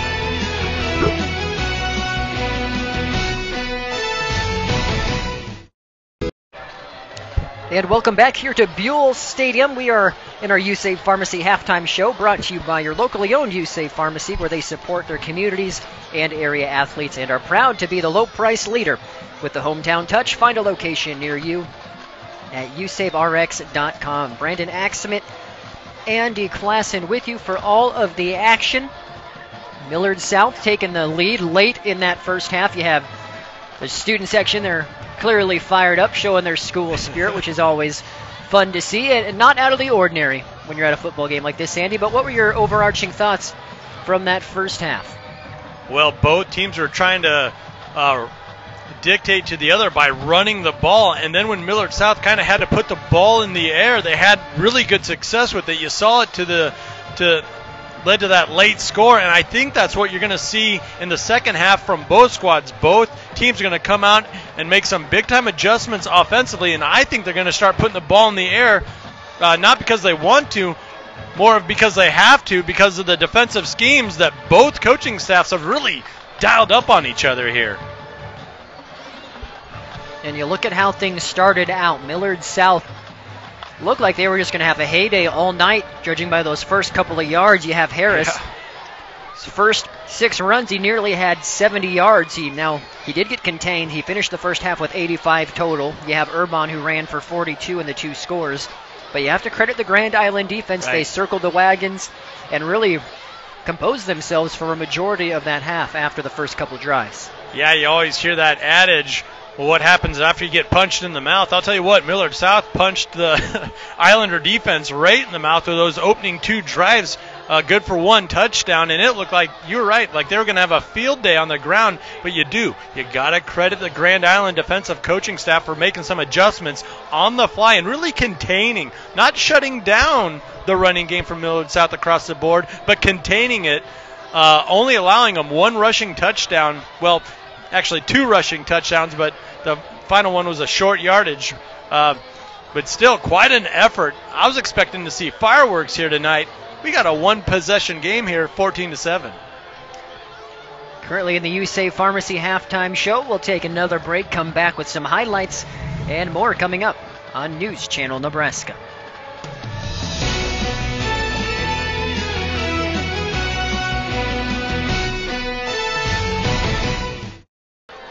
Welcome back here to Buell Stadium. Brandon Axement, Andy Klassen with you here from Omaha. Millard South leading the Islanders by 7. Let's take a look at some of that action from the first half, Andy, that we were talking about. This was a big 4th down stop by the Islanders. Now, that really helps set the tone because this offense was clicking early for the Patriots, and big reason why Mr. Isaiah Harris, again, 85 yards on 11 carries in that first half. Here's the sophomore quarterback, T.J. Urban, not looking like a sophomore, taking it all the way into the end zone from 12 yards out. That made the Patriots take the lead 7-zip, 6:03 left in the first half. But that Islander defense, they started to rally a little bit and get some things figured out. And this was a big turning point as well. Kojo Atikpahu strips Purchell on a punt. It would end up leading to the Islanders' lone scoring drive of the half. Cole Evans had a couple big plays, including the pass and catch to his favorite target, Brock Douglas.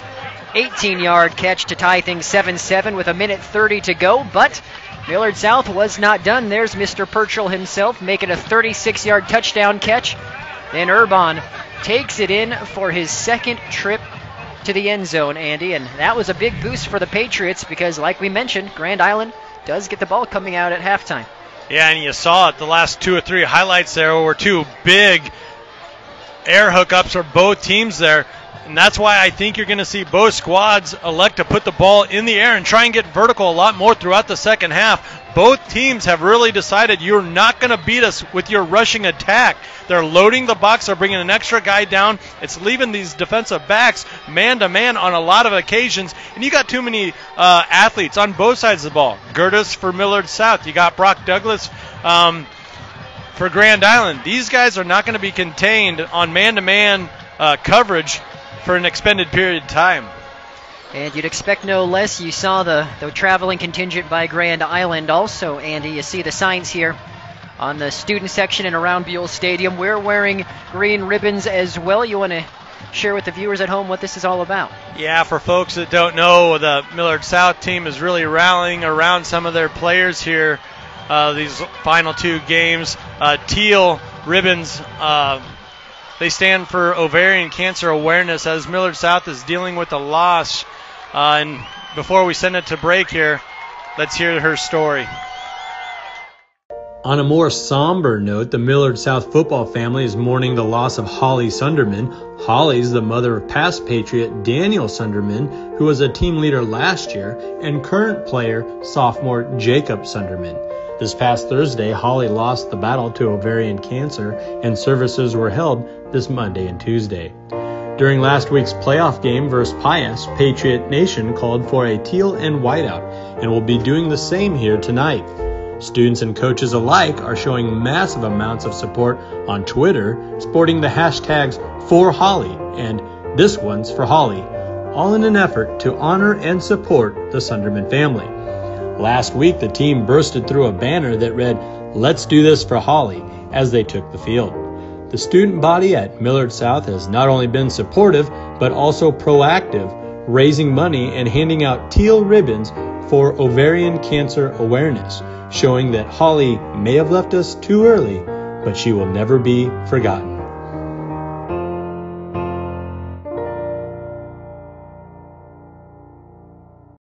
And welcome back. We're getting ready for kickoff here in the third quarter. Brandon Axemit, Andy Klassen. Like to remind you again, check us out on Twitter. Give us a follow, give us a tweet at NCN Sports. We'll give you a shout out live on the air. We have a lot of Islander fans interacting with us, Millard South fans. You need to step up your game a little bit. We got, it's going to be hard. We got GI Public Schools tweeting at us, "Go Islanders." Sandy O'Malley cheering for Grand Island. Tracy Gillespie. Kelly Enk liking a tweet from Mr. Tim Burnham. He's all the way in Lawrence, Kansas right now, as some people might remember Casey Burnham, who's now playing baseball for the Jayhawks. So they don't get to miss baseball. They also get to watch the Grand Islanders at home. A lot of people giving us tweets. Jeff Reed. A lot of people interacting with us. You can do the same, though, on Twitter. Also, quickly at halftime, Class A, Elkhorn South is leading Bellevue West 28-22. Of course, that matters in this game because the winner of this game plays the winner of that game. Also in Class A, Omaha Burke leading Southeast 21-0 at halftime. And in Class B action, York leading Seward 14-13 at the break. A lot of good games across the great state of Nebraska here, and that's to be expected as we're right in the thick of the playoffs. Trip to the semifinals on the line here as we have 2 more quarters of action coming your way. Another squib kick. Fielded at the 30. I believe that was Sykes. And we're just seeing this continue, this little chess match on special teams by both squads. Yeah, neither one of these coaches want to give the ball to the return man because both teams do such a good job in the kickoff return game. I'll tell you what, Sykes did a real nice job of coming up and scooping that ball. Looked like an infielder of baseball. You just talked about baseball. He looked like a second baseman or a shortstop there, scooping that up and getting upfield. Can the Islanders get something going offensively? They had a slow start to open the game. Not much there for Riley. He had 21 yards on 8 carries in that first half. No gain there. Yeah, it's really been tough sledding for this Islander rushing attack, especially when they're trying to run between the tackles or off tackle. It just hasn't it just has not been there, and you really got to credit that front four for Millard South. Playing very stingy up front. Option here, Evans with the early pitch, and that is not working for GI as there's a gang of Patriots stuffing Riley for a big loss. Oh, Purchell. I mean, take your pick. Everybody, that was big number 5 on the outside, Chase Purchell. Playing with real good discipline, keeping outside leverage, turning the ball carrier back in. The pursuit was right there. Millard South seeing things very well on defense. Also Cole Herbolsheimer as Evans forced out of the pocket, throws on the run and cannot connect with his receiver Kyle Sextro, and 3 and out for the Islanders here to start things. Yeah, and Millard South able to apply pressure once again. Now that was an obvious third and long passing situation, so you expected some type of a blitz or a stunt up front. Millard South getting it done in an array of ways defensively. Rolling out, and that is not a great punt. It does take an Islander bounce for about 10 more yards. You had Matt Jurgensmeyer looking like he was thinking about maybe tucking it and running, and wisely booted it.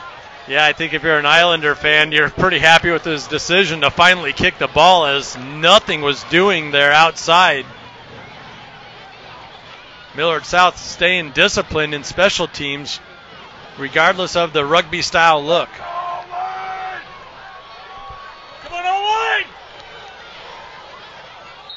So Millard South starts on its own 40.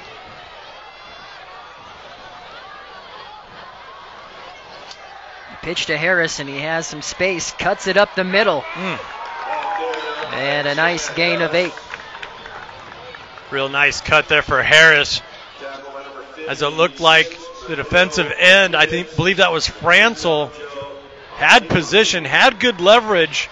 Harris just has that burst, that speed, that when he does cut it up front, you better be there, you better fill the gap, or he's going to gash you.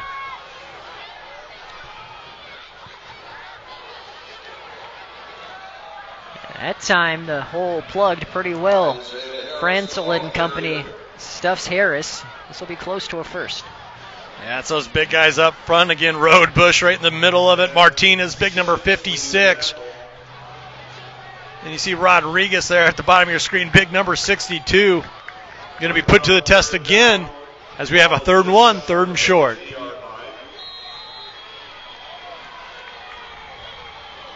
There's big old Rodriguez. 260-pound junior.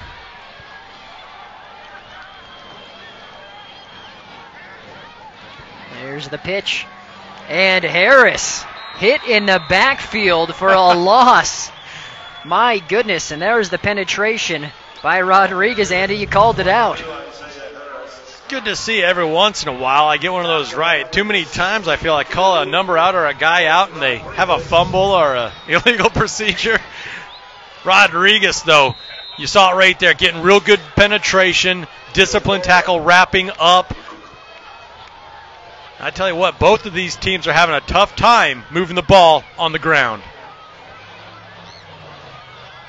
There's not many times on 3rd and short you're not going to pick it up with this Millard South offense as Douglas fields it on the run.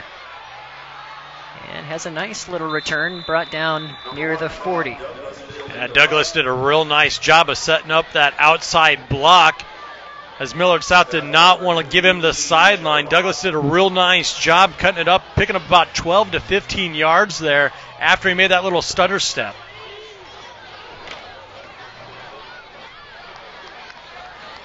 Well, during this break in the action, I'd like to remind you that this game is made possible by Central Nebraska Orthopedics. From advanced surgical techniques to sports medicine expertise, Central Nebraska Orthopedics is dedicated to the motion of life. Riley with a nice carry on 1st down. And you mentioned it midway through the 2nd quarter, Brandon. Grand Island does not like to play outside of themselves. They want to stick to their game plan. They want to enforce their will. They're going to keep pounding the ball up the middle with Riley, Sykes, and everyone else. They don't want to get away from what they do well. Evans with plenty of time up the sideline. And that's enough for a first down. And that was Wentling with the catch, but we have a flag. Wentling can't believe it. He's like, man, I got up, made one heck of a catch, and it's all coming back.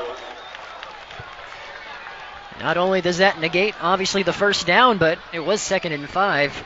Now it's going to be 2nd and much longer. Yeah, about 2nd and 15, you'd imagine, after the hold.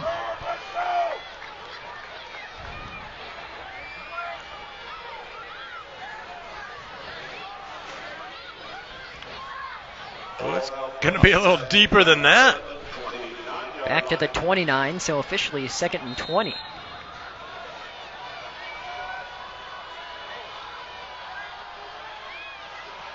Evans had Douglas on the curl route. A little miscommunication there. May have been a little bit of a miscommunication. Also could have been Jake Mayville getting into the backfield. He may have forced Cole Evans to deliver that ball a little earlier than he wanted to. More times than not, the timing between Brock Douglas and Cole Evans is spot on. Not on that occasion.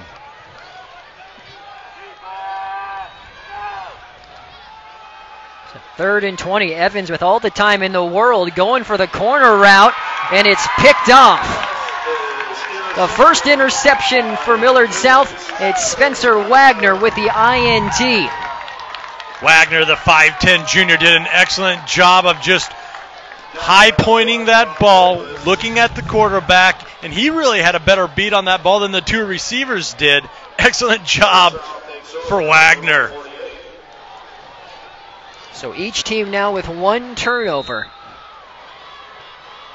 The Patriots will start on their own 48. I tell you what, that's what you really want to see out of your corners. He didn't allow the speedy Brock Douglas to get behind him. He kept everything in front of him, and he kept his eyes on the quarterback. He was able to get a beat on that ball way earlier than both offensive players. Urban will keep it on the option, gain of 5.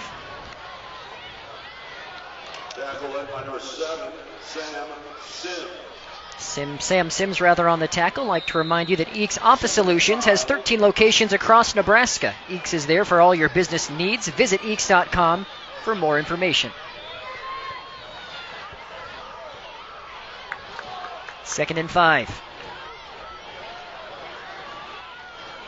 This time the fake pitch. Urban with space on the outside. And we're going to have a hold, I believe, as Urban's up the sideline. Pushed out at the 15. But I think this is going to go against Herbolsheimer. And the home fans here are not happy. It's going to be on Herbolsheimer or Shrunk. Maybe. Yeah, that's too bad, because before that play developed, I was going to credit Millard South for getting their guys out front and getting hat on a hat. Coach Means, he's a very soft-spoken guy. He cannot believe it. No, he thought his guys were playing inside out. They had their hands inside the pads, playing with real good leverage there. Not to hold. Officials seen it in a different light, electing to pull the hanky and throw the flag here. Let's take a look.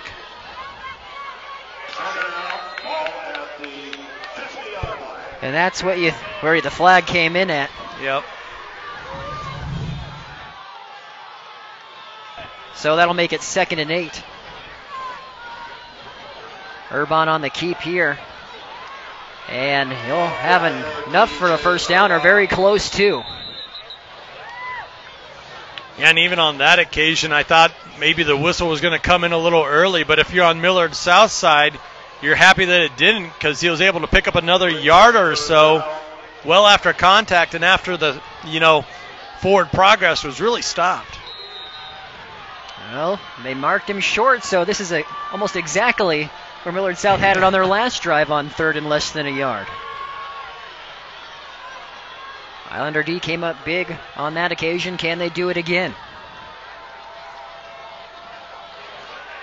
Urban will keep it, and he has room to run. The sophomore bounces it outside, and he's pushed out near the 15. This play will stand. A huge gain on 3rd down. Urbon did an excellent job of reading the defense. Look at him pull that ball out, and look at that gap. As soon as he saw that open up and he saw the linebackers flow to the outside, he ran right underneath them. Huge time pickup. Good run for Urbon. Millard South back in the red zone. Gain of 26. This time Urbon hands it off to Harris. Short gain. I'll tell you what, you really got to credit the interior defensive line here for Grand Island for just hanging in there. You know Millard South is stout up front. They got a killer running attack. But time and time again, in a lot of those short yardage situations, the big fellows up front for Grand Island have answered the bell. They're definitely going to want to come up big again now. Millard South deep in Grand Island territory. Fake pitch again. This time brought down in the backfield. And that was Francel recognizing what was going on, and had he not made that play, he may have had Urbon in the end zone for his third score. I thought Urbon had him here. He had the entire defense leaning in. Francel, fortunate he has such speed because he was leaning too just enough to get out there and trip up TJ Urbon, because I thought he was going to scamper to the outside and get into the end zone as well. Third and long.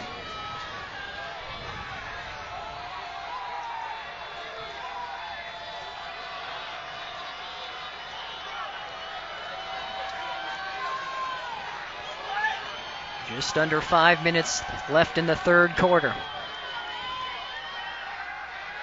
Plenty of time for Urbon. And it's that little jailbreak screen to Harris. Now, good coverage by the Islanders. It'll be a fourth and about 5. Really like the offensive play call there.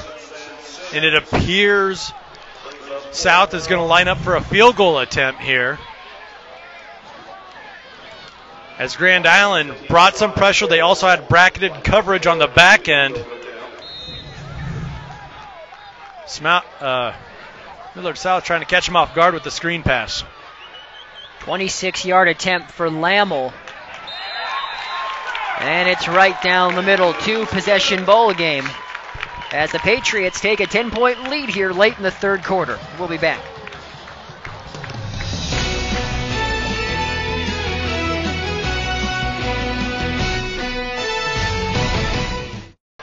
17-7 Millard South with a 10-point lead here at Buell Stadium. We'd like to remind you that UNK is our streaming sponsor. They have the most affordable tuition in the state. Quality academics matched with the low tuition makes the University of Nebraska at Kearney a wise choice. Apply today and start making a difference. Visit unk.edu. That was a real nice drive for Millard South. And that was a huge field goal that went through the uprights, pushed us to a 2-score game. That might loom very large, those 3 points. As we get into the fourth quarter and throughout the second half here. And this Islander offense has to get clicking if they want to make something happen here. Also, our North feed and our other team with Eric McCain and Lucy Kerr. We're doing the Bishop Neumann-Pierce game, and Bishop Neumann knocks off Pierce 23-21. So for all of you viewers that were on our North feed, we welcome you here tonight. A huge upset in Class C1. Bishop Neumann knocking off who a lot of people thought were the favorites. So joining us here in progress for those viewers, Grand Island trailing 7-17. Millard South got on the board in the first quarter. TJ Urbon has rushed for both touchdowns, the quarterback for the Patriots. Grand Island's lone score came at the end of the half. 18-yard pass from Cole Evans to Brock Douglas, and just now, most recently, a field goal was kicked by Millard South, and here is Brock Douglas streaking down the sidelines. Douglas is going to jump in there. A 70-yard pass and catch. We're waiting for the signal. You know, they might mark him out. I was going to make mention of it. Brandon, I just felt like Grand Island's coaching staff was keeping a player in their back pocket. You saw it right there. Cole Evans with a bounce pass back to Cahoy. Cahoy, the backup quarterback. Defense got sucked up. Brock Douglas got behind the safety, went streaking down the sideline, didn't quite get in. Islanders. Oh, he did get in. They gave it to him, Andy. 70-yard pass to Carson Cahoy, to Brock Douglas, and Jeff Tomlin does it again. And the Islanders are right back in it. One more look, a bounce pass, Andy. And that's why these players love to play for Coach Tomlin. He has such confidence in them and lets them go out there and have fun. I mean, you're in a second-round playoff game, and you're telling your guys to throw a bounce pass on your side of the field backwards. You got a blitzing defense all night in your face. There's Coach Tomlin right there on the right side of your screen. Fist pump. He's loving it, and you know the Grand Island faithful, they're loving it too. And for those that don't know, Carson Cahoy has got a lot of experience at quarterback. And here it is again, Andy. Evans to Cahoy, the backup QB. Brock Douglas, the bounce pass, 70 yards. If you do that, you get a lot of replays, and we just need to look at that again. My goodness. 3-point game now after that. That's impressive. I mean, what a fun play. As I mentioned it, Grand Island leaving everything out on the field here tonight. And that was a big-time score there as the Patriots really started to kind of suck the life out of this game here with their ground and pound. They had a real nice drive, got a field goal, went up by 2 scores. Grand Island wasting no time, getting 7 points back. Now South only up by 3. Wall's getting set up here.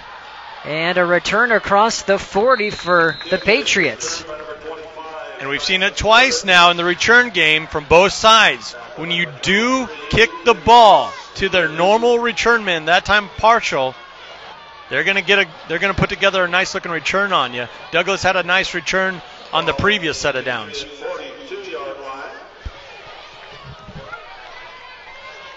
Well, we'd like to remind you Family Eye Care Center is a proud supporter of Islander athletes and their families. At Family Eye Care Center, they know how important good vision is on and off the field. We have ourselves a ball game.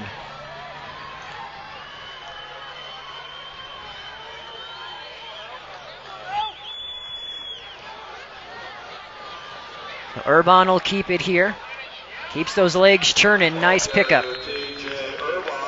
Urban, real nice run there. Just getting behind his big fellas up front.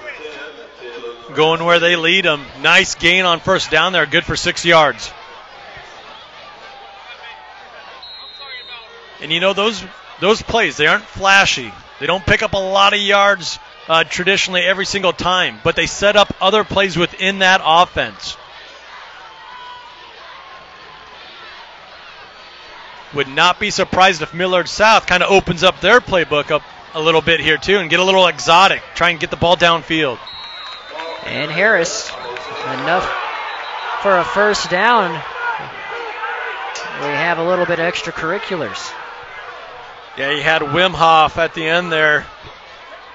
Millard South fans were looking for a late hit, you know, like you said, a little extracurricular there, but both.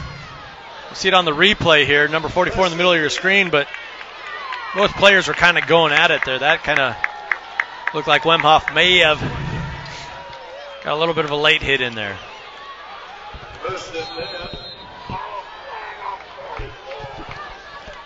First and 10, nonetheless, ball on the 48.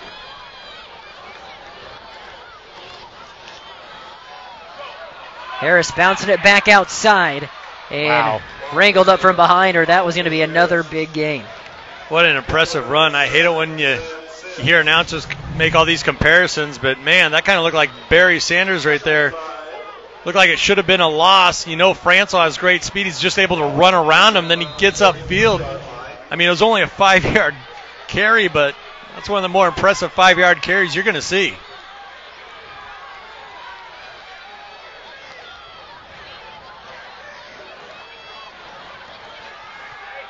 There's Urban. This ground game continuing to work. Another first down.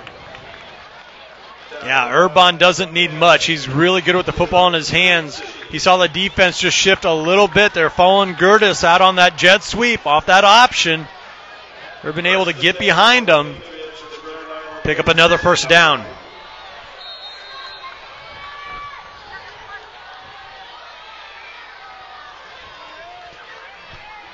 Time winding down here in the third, 3-point ball game.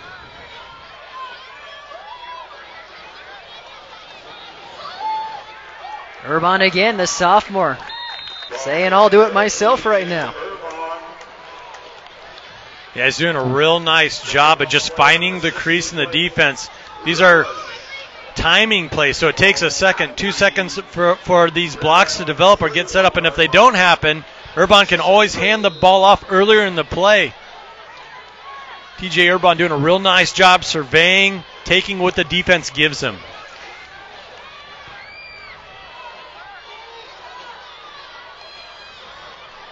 Second and 4. Urban continuing to keep it right up the middle, and another first down for the Patriots. And you see there's not much of a crease there, but there's just enough for him to squeak through and pick up some big yards on these early downs. Millard South just marching the ball right now. Now Grand Island's electing to stay in their Tampa 2 look throughout that third quarter, keeping 2 safeties back. As we move into the fourth quarter here, they might have to bring one of those safeties down into the box to help with this rushing attack. Well, there you go. Fourth quarter coming up. 3-point ball game. Trip to the state semifinals on the line. Don't go anywhere. You're watching high school football on News Channel Nebraska.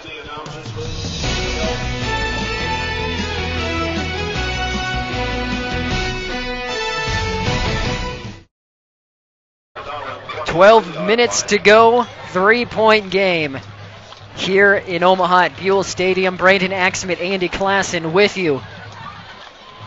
And this has had everything we thought it would. These two teams just going at it right now, and you'd expect nothing less.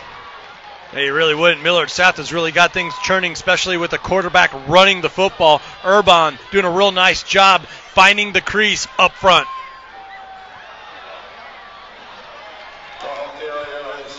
And this time Harris gets a nice little gain, so it's sort of been ups and downs where they're reeling off big gains. Then Grand Island had it figured out and were stuffing them, and now you're seeing those 3, 4, and 5-yard chunks pretty regularly by the Patriots.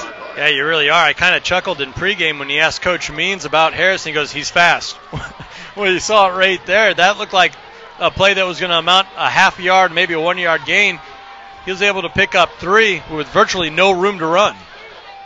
Gertis in motion, again to Harris. Keeps those legs moving, and that'll bring up a 3rd and short. And this is where Grand Island's really been able to make hay defensively. They've given up a lot of yards between the 20s, but when Millard South does get into the red zone, they've been able to kind of tighten up and force either a 4th down play or a field goal attempt. Big 3rd and 1.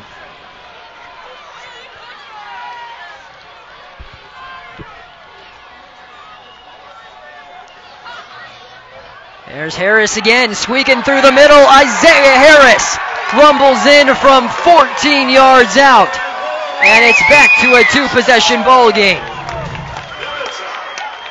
Wow, what an effort from Harris. Just right up the middle, right up the gut. And then he saw a little bit of wiggle to go with the speed and the power to propel him into the end zone. Kind of surprised that there was such a gap up front. There's a lot of things you have to defend and a lot of places you got to be. But the first thing you got to stop is that inside running game, especially in short yardage situations. PAT is good. And the Patriots are back up by 10 with 10:39 to go. We'll be back.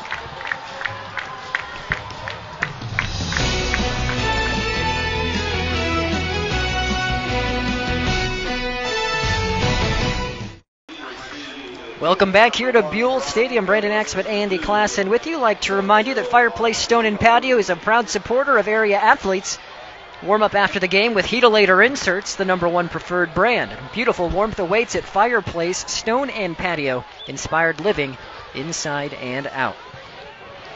Harris with a really tough run there. 3rd and short, able to take it another 18 yards or so for the score.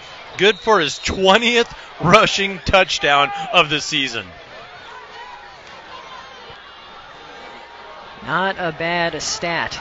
On top of 1,400 yards entering tonight for Mr. Harris. Yeah, and he only averages just over 7 yards a carry. And he's only a junior. There's the return by the Islanders, brought near the 30. That was Douglas. Well, now what do you pull out of the hat if you're Coach Tomlin and company? Well, I really like the idea of Grand Island going to their passing game. Cole Evans is so smart with the ball.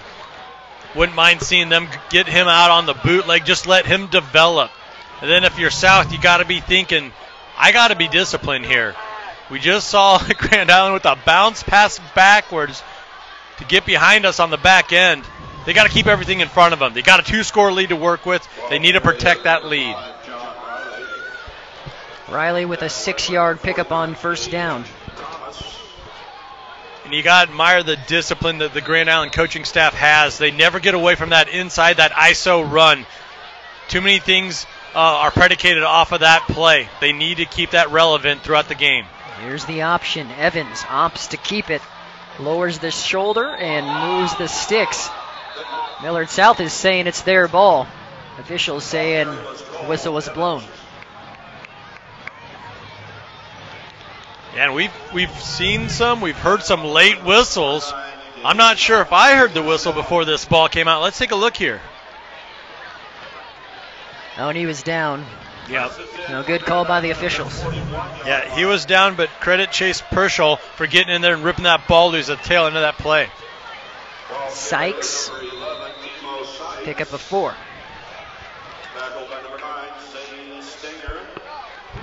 I like what you're seeing from Coach Tomlin as well right now. There's no need to panic and start throwing it all over the field, at least not yet.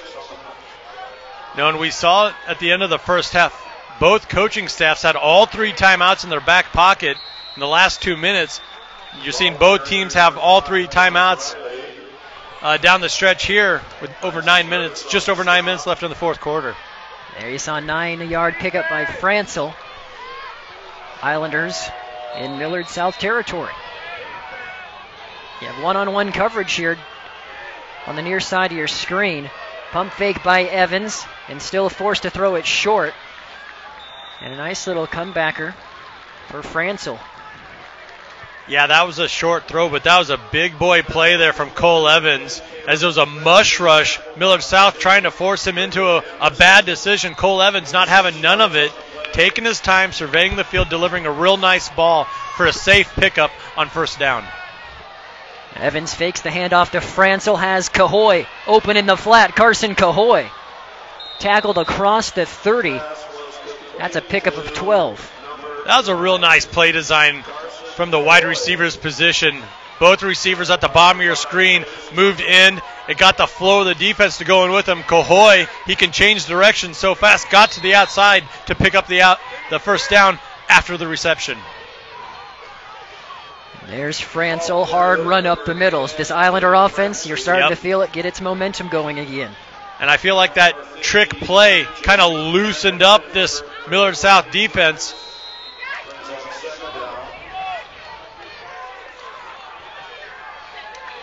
And it's kind of a spark play as well for the Islanders. They're playing with a lot more confidence. It just looks that way right now. Evans up the middle, hard hit.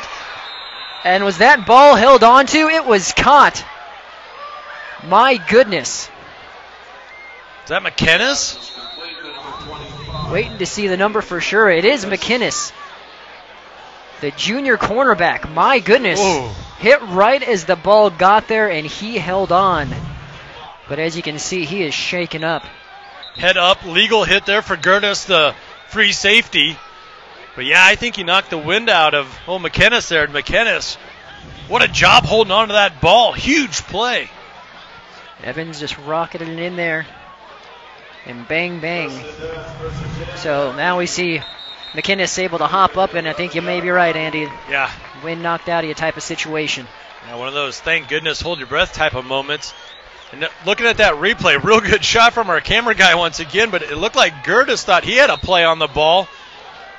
And he had McInnes, Ace McInnes for Grand Island, right at the last second, get there and snatch that ball in the air. Huge completion for another first down. And you mentioned it, Brandon.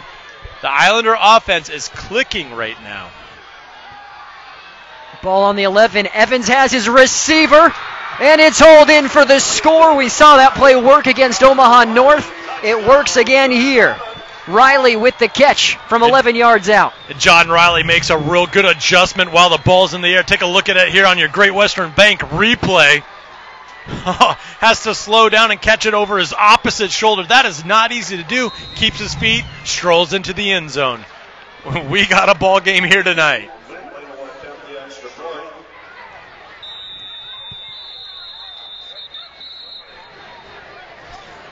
PAT away from making this a 3-point ball game. Troy Lanham throwing another flag there before the snap.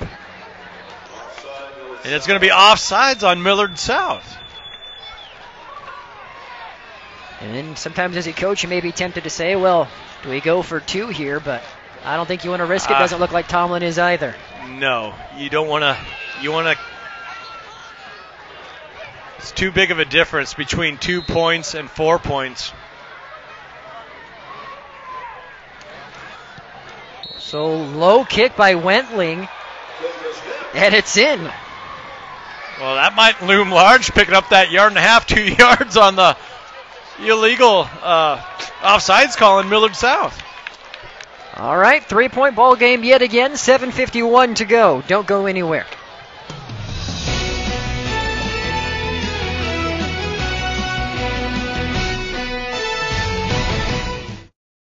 Well, here's another look at that score. Cole Evans, John Riley squeaking out of the backfield, and great adjustment, like you said, Andy, but the Islanders back within 3.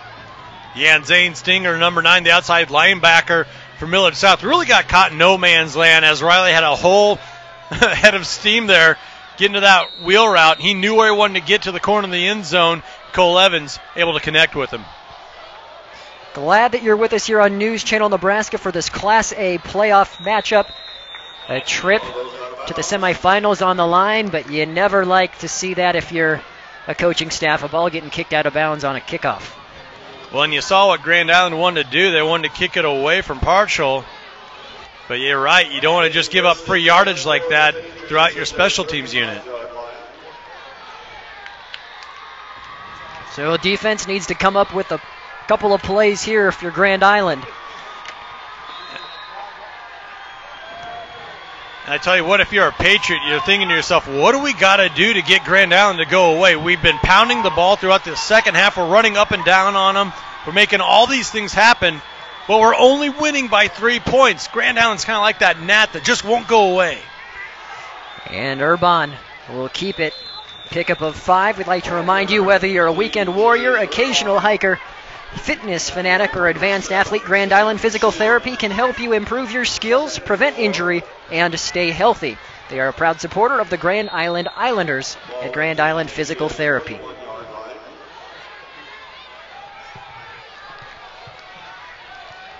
Second and 5. And really, throughout this entire second half, Millard South has been able to do what they've wanted to do as far as running the football with their offensive unit here. I expect head coach Andy Means to stick with that, and why not? It's working very well. There's Harris for 11 more. He is well over 100 yards here, nearing the 150 mark. Yeah, and that's just too much. If you're a Grand Island fan, you're thinking to yourself, we're giving up way too much off these runs that are just ISO, up the B gap, A gap, interior runs here. They don't even have to get to the edge because they're having so much success running the ball inside.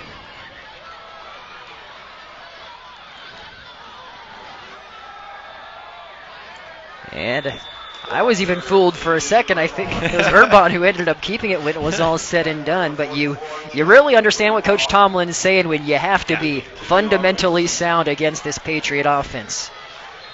Well, you saw 2 fake handoffs there, and then there was a little bit of a hesitation from Urban, and then he got upfield. So, yeah, they put the defense in very tough positions every single play. Everyone's got to be sound, because otherwise a quarterback like Urban is going to make you pay.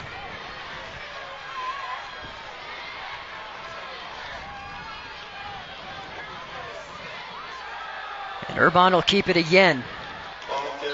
Picks up 3 more. Big third down upcoming.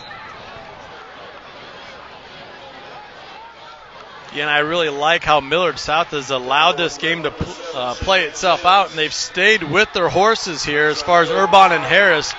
Mentioned in the pregame, they got 360 carries between the two of them and only 3 fumbles. That is ball security. You got to lead, albeit it's only 3 points, but you're at home. You got to lead. You got to go with what got you here. That's Urban and Harris. Islander fans and sideline all on their feet, knowing how big of a third down this is. Urban is hit. He's going to be short by about 2 yards, and it's decision-making time right now. It really is. You heard a roar from the Grand Island sideline, and fans, you're seeing the punting unit for South coming out to the field, and yeah, this is a 4th and a long 2, almost 4th and 3. If it would have been a 4th and 1, I think Means would have went for it. Yeah, you saw really no hesitation by Means. You're trusting your defense right now. Under 5 minutes to go, you're hoping you'll pin the Islanders deep pending a big return. Oh my, that was nearly blocked. And it's a short punt. Takes a sideways hop. And the Islanders will take over at about the 26. So that is a net punt of less than 20 yards. And you really got to credit Grand Island's defense. It looked like Millard South was rolling again offensively. A couple real nice runs to start off that drive, pick up a couple first downs with the off tackle and quarterback keepers. But Grand Island getting the ball back. 4.5 minutes left. This is everything we expected this game to be. Fans on both sides of the field on their feet right now. 1st and 10 from the 26. And there's nothing doing. Big play by the Patriot defense as Sykes had nowhere to go. Gage Thomas, big number 49, along with Zane Stinger, number 9, playing with great discipline, reading, react, and staying outside, not allowing these receivers and running backs to get to the edge. It's a loss of 2. Evans on the option. Douglas can't catch it. So just like that, it's 3rd and 12. How about Chase Pershaw there taking on not only the block, but he would have had the tackle there as well.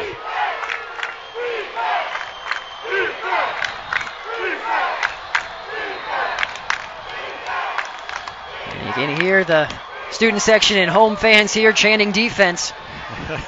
We have a stoppage by the officials right now.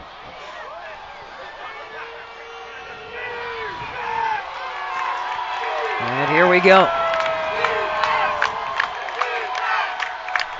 Yeah, 3rd and 12. Not exactly what Grand Island wants to be in right now. Not what any offensive unit ever wants to be in. And there's the pressure. Evans gets away. He's to the outside sideline and gets up near the 30. Oh my.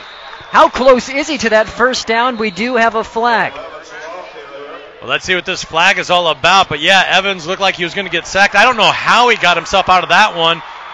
Islanders are clapping like it's against the Patriots. Was it a face mask at the end of that play?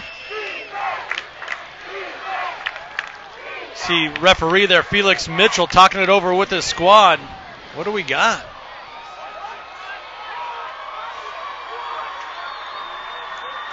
And it looks like it's a face mask. Here's the replay by Great Western Bank.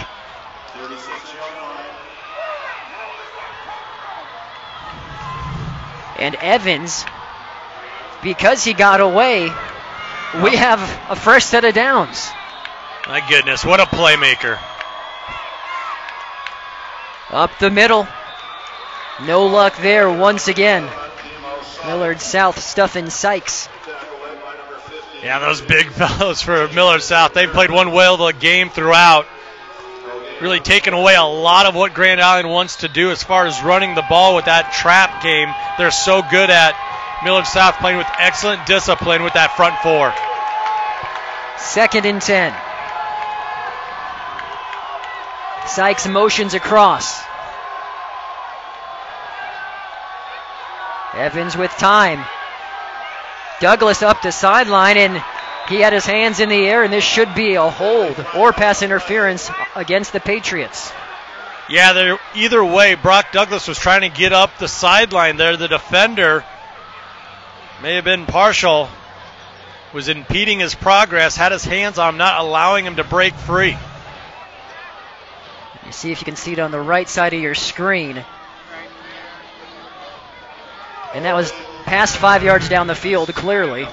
And I think that's the big reason for the call as well. Yeah, and you might hear a lot of folks say, well, that was uncatchable. Well, that's more of an NFL call. And my counter argument is how do you know it was uncatchable? You didn't allow Douglas to run free. He may have been able to get himself underneath that. Another big penalty, another first down. Riley stuffed. The Patriots have that figured out. That's another one of those counter plays there, a little misdirection. Millard South, you got to really credit their defensive front. They have bottled that up big time. That was big Brendan Anderson making the tackle. 2nd and 10. Evans has Douglas set up with blockers. Brock Douglas has a hole and a first down. Pickup of 12. It doesn't take long for Douglas to get upfield, picking up a first down on 2nd down, keeping the sticks moving. About 2.5 minutes left in this game. Grand Island down by 3. Brock Douglas, 5 catches, 101 yards, including that huge 70-yarder for the score. Again up the middle, there's room to run. And that is Francel. And the Islanders have another first down there chugging down the field. And that's exactly what we saw last week late in the game against Omaha North. Time was running down. Grand Island stuck with the running game, and Francel had 5 rushes in a row to the tune of about 65 yards. Francel again stood up at the 25, but not before another big pickup. Yeah, it's just not what you're expecting. If you're a defensive coaching staff, if you're a defensive player, you're thinking there's only 2 minutes left in this game, and you know Grand Island's so good at passing the ball or moving the ball through the air, you're not ready for the inside run game. Gage Thomas making the tackle. It was a pickup of 5. And the ground game continues for the Islanders. Whistle hasn't blown yet. Finally, there it goes. And that was Francel. Once again, this is only his 6th carry, but he had about 3 right now. 3 right in a row, and that was good for the first down. Your top of your screen line judge had him 2 yards past the marker before forward progress was stopped. And this South defense is tired. They're taking a timeout, and the Islander fans are going wild, and they're fired up coming off the sidelines as well. Coach Tomlin and company saying, let's keep doing it. Yeah. Trying to string this game-winning drive together. And if you're Millard South, you're really on your heels right now. You're reeling a little bit, but you have a lot to think about. If you spread things out, if you try and take away the passing game, you know Francel couldn't gash you, along with Riley doing that counter off tackle rushing attack. However, you know Cole Evans loves to bootleg. Ball's in the middle of the field here. 1:50 left. Grand Island also has all 3 timeouts. Their entire playbook is virtually opened up right now. This drive started at the 4:40 mark. Nearly 3 minutes have come off the clock. The Islanders, 2 big penalties that really got the Islanders out of trouble. Yeah, that's what really kick-started this drive or allowed this drive to continue, was those 2 penalties to start things off here. Ball on the 16.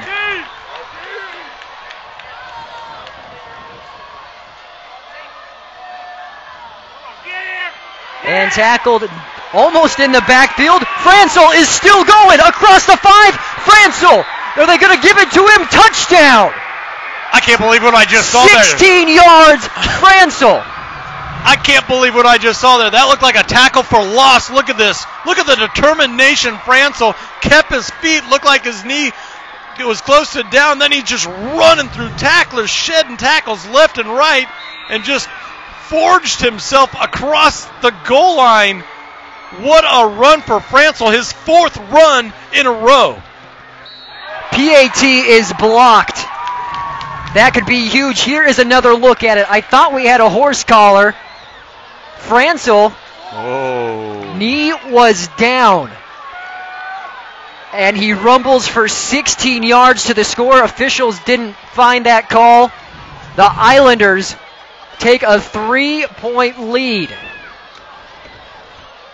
Well, fortune really favored Grand Island on that drive. They're the beneficiaries of a couple penalties that, and I'm not saying they were not penalties for first downs, that really extended the drive. And then right there, Franzel, don't want to take anything away from the young man, ran with a lot of power and speed, but his knee clearly down here. Should have been a tackle for loss, as you had Mayville once again shooting the gap and making the play. Great Western Bank bringing you that instant replay. Again, the officials here don't have the luxury of replay. Blocked PAT, though. How big could that become as well? 3-point lead. Yeah, that turned it into a one-possession game there. And I just felt like this entire game that the Patriots kind of had control of it. You know, Grand Island wasn't going away, but South always had the answer. Millard South always had the answer. They're always in control. This game's been turned up on top of its head here, upside down, as Grand Island took a late lead. Oh, my. Did South get that back? Yes, they did. Oh, my goodness. What a Grand gutsy Island, call. They could have had that. They probably should have had that. They got the exact bounce and look that they wanted. That would have almost sealed it. Yeah, it would have. Right there, number 2, Atikpahu. I don't think he thought he was going to come free and the ball was going to bounce right up at him. All right, but now you're on the other side of it. Millard South has excellent field position. They have 2 timeouts, minute 42. And I'll tell you what, I talked about in the pregame, Millard South is capable of moving the ball through the air. Urban is not just a runner back there. He's an excellent passer as well. Islanders by no means, Andy, like you said, out of the woods. There's plenty of time for this offense. What a missed opportunity on that kickoff. Now here we go to the air attack. Hauled in on the curl route, Spencer Wagner. Pickup of 8. Real nice timing on the little curl route. And another thing I love about Urban, 9 touchdowns through the air, 0 interceptions.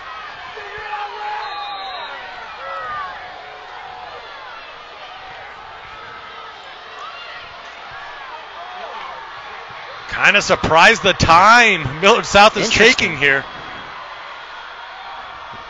Bleeding off the clock right now. We're nearing the minute mark.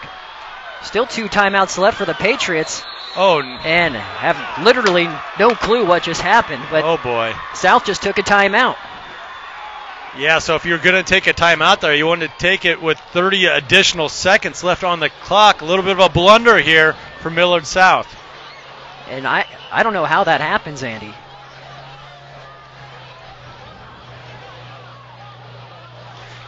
But it's all come down to the Islanders here. This play give Grand Island its first lead of the game.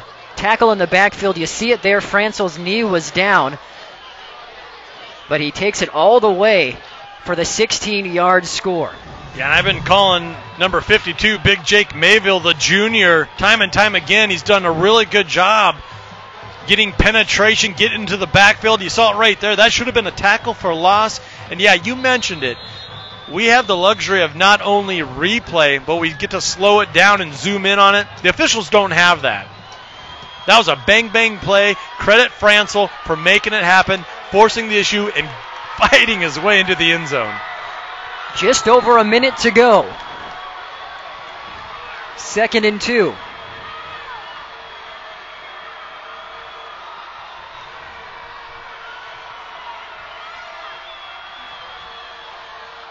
Gertis motions across. Here comes the pressure. Urban forced to step up. He's taken down. Sack by the Islanders. Mateo Martinez. Gutsy call for the Grand Island defensive coaching staff going man-to-man across the field. You had 4 wideouts with 4 defensive backs, hat on a hat, sending pressure once again with Francel. Clock's continuing to wind down right now. 3rd and 9 and still going. South has a timeout. Wow, you would have thought on the last timeout, and Coach Means calling another timeout, letting a lot of time bleed away here. And so now the timeout's taken with 32 seconds to go, and now the Patriots are out of timeouts. Well, I'm extremely curious as to what Grand Island's going to do, because not only do you call a timeout, and if you're Millard South, you want to get this play in and your next play in as well, and then your fallback play. You cannot afford to allow that time to keep reeling off the clock, otherwise the game's going to be over with here. And if I'm Grand Island, I'm sending guys deep. You got the sack you were looking for. You forced the 3rd and long. There's only 32 seconds left in the game here. But we've seen it time and time again. Grand Island loves to bring the pressure. Ace McInnes, Kojo Atikpahu, Brock Douglas, Kean Wetling. Those are the DBs looking to match up against Millard South's receivers right here on 3rd and 9. Wetling staying deep in the middle of your field. Here comes the pressure again from the outside. Urban is brought down. South has no timeouts. They're going to have to hurry to the line. And who else? Francel with the pressure from the outside. Top of your screen. Got to the quarterback, brought him down. Unbelievable. Clock winding down. This is the ball game. 4th and 10. Urban, pressured from behind. Stepping up, going for it all. Overshoots Purchell. 1 second on the clock. The Islanders are going to go to the state semifinals for the first time since 2014. Time has expired. 27-24. GI takes down Millard South. Wow, and what a game. And you got to say, it was the Francel show on the back end of this 4th quarter as he applied pressure once again from the top of your screen, kind of forced Urban to scramble and then throw that ball on the run, nearly recording a sack on the final play of the game. And the last score, the first lead the Islanders took with under 2 minutes to play. What a ball game. Yeah, I mentioned it midway through the 4th quarter there, or at the beginning of the 4th quarter. Grand Island just wouldn't go away. South kept just smash mouth running the football, getting what they wanted for the most part. But credit Grand Island for hanging in there, weathering the storm, and pulling off a thrilling victory here at Millard South Buell Stadium. Don't go anywhere. We'll hear from Coach Tomlin. We'll hear from our player of the game and wrap things up here from Buell Stadium. The Islanders are heading to the semifinals.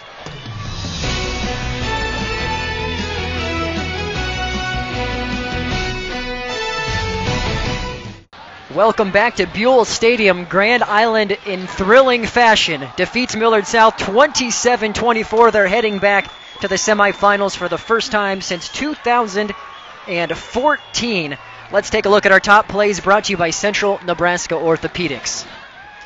Class A quarterfinals, trip to the semis on the line. Number 7 seed Grand Island returns to Buell Stadium to take on 2nd seeded Millard South.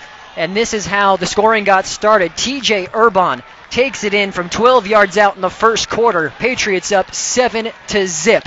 But this is how the GI team answered. Brock Douglas from Cole Evans, 18-yard score at 7-7, 90 seconds before halftime, but the Patriot offense is fast and prolific. They would get back on the board. Urban taking it in from 1 yard out before half. Patriots take a 14-7 lead into half. Out of halftime, look at this. That is a bounce pass. That is a fumble. Technically, you can throw it. The backup quarterback, Carson Cahoy, does just that. 70 yards to Brock Douglas. Now that was a 17-14 ball game after Millard South kicked a field goal, so the Islanders down 3 at this point. Isaiah Harris ran for over 150 yards, though. Millard South was not shook. They come back down the field after the trick play. 24-14, Patriots up by 10. Here comes the Islanders right back. Cole Evans hits John Riley for the 11-yard score. It's a 3-point ball game once more. Islanders come up with a defensive stop, and here is the play. Francel was brought down in the backfield. He keeps going. 16-yard score rumbles in. Islanders take a 3-point lead. The defense holds, and Grand Island is heading to the semifinals with the 27-24 victory. They take the lead with under 2 minutes to go for the first time, and it's all that they needed to get the win. Millard South season ends. GI rolls on to the semis. Well, glad you are with us for what was a wild game yet again here on News Channel Nebraska. This is the Cornhusker Toyota Honda post-game show, as Cornhusker Toyota Honda is Nebraska's only dual Toyota Honda dealer. There's no need to drive or Lincoln or Omaha when shopping for a new or pre-owned vehicle. Go see the sports fans at Cornhusker Toyota Honda. We are going to take a break. We're going to hear from Coach Tomlin and our player of the game when we return.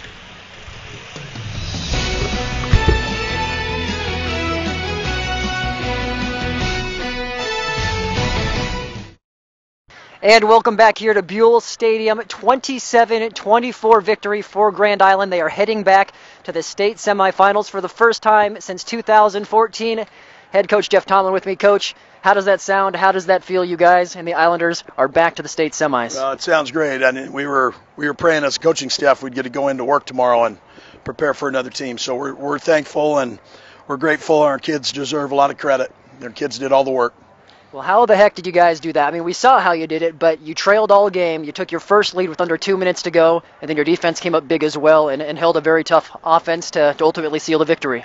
Yeah, I told them before the game, Millard South's such a good football team, and everybody is from this, at this point.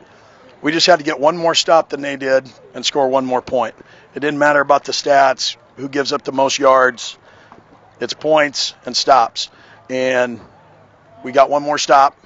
And we scored 3 more points, and that's all we needed. But our kids they just hang in there. They take shots and they just keep hanging in there, and they keep rebounding. And Cole made some plays with his feet.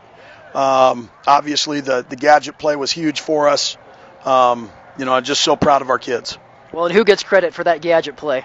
Coach Harvey and Carson and Cole and Brock for executing it.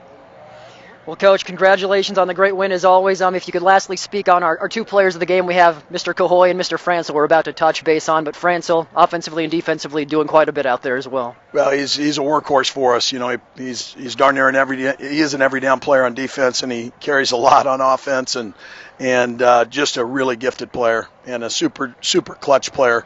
Right when we need him down the stretch, that's when he sealed it last week. And, sealed it again this week. And Carson's just emerging. Just every week I can see Carson getting better. So I'm very, very proud of those guys. Coach, thank you for the time, and good luck in the semis next week. Thank you very much. Appreciate it. All right, let's bring over our Dream It, Do It players of the game. Carson Cahoy will have you over here. Mr. Francel, get on this side of me. All right, so we're jumping right to the gadget play. 1 for 1, 70 yards passing. I don't know what that does for a QB rating, but that's not too bad. So walk us through exactly what happened and how you were able to pull that off. Coach Harv gave it to us before the drive even started and told us it was going to come right after this certain play. So we hopped in and ran the play, got a good 3 yards first down, and John got motioned out. Ball was thrown, perfect little bounce pass by Cole, and Brock did an excellent job just getting open and finding the area, and we just completed it. It was awesome. Well, that's the other question I want to ask. How often do you have to practice that during the week to get that bounce to go right to you? I don't imagine that's easy. I mean, me and Cole aren't always the most in on when it's defensive sets, but I mean, we definitely mess around, and we've been bouncing it back and forth to us for the past 3 years. So they said, we did it for so long. It just comes natural to us now. Well, Carson, congrats on the great play, the great performance, and we're going to be watching you guys next week on Friday. Thank you very much. All right, well, Mr. Francel, this is your second post-game interview now. You're just making plays all over the field. Let's start offensively. Now, we've seen throughout this season where you're not the feature back, but it seems like whenever this offense needs a boost, you come in, and it doesn't matter that you've been playing your heart out on defense. You always seem to have something in the tank. So where do you find that energy, first off, to play both sides of the ball like you do?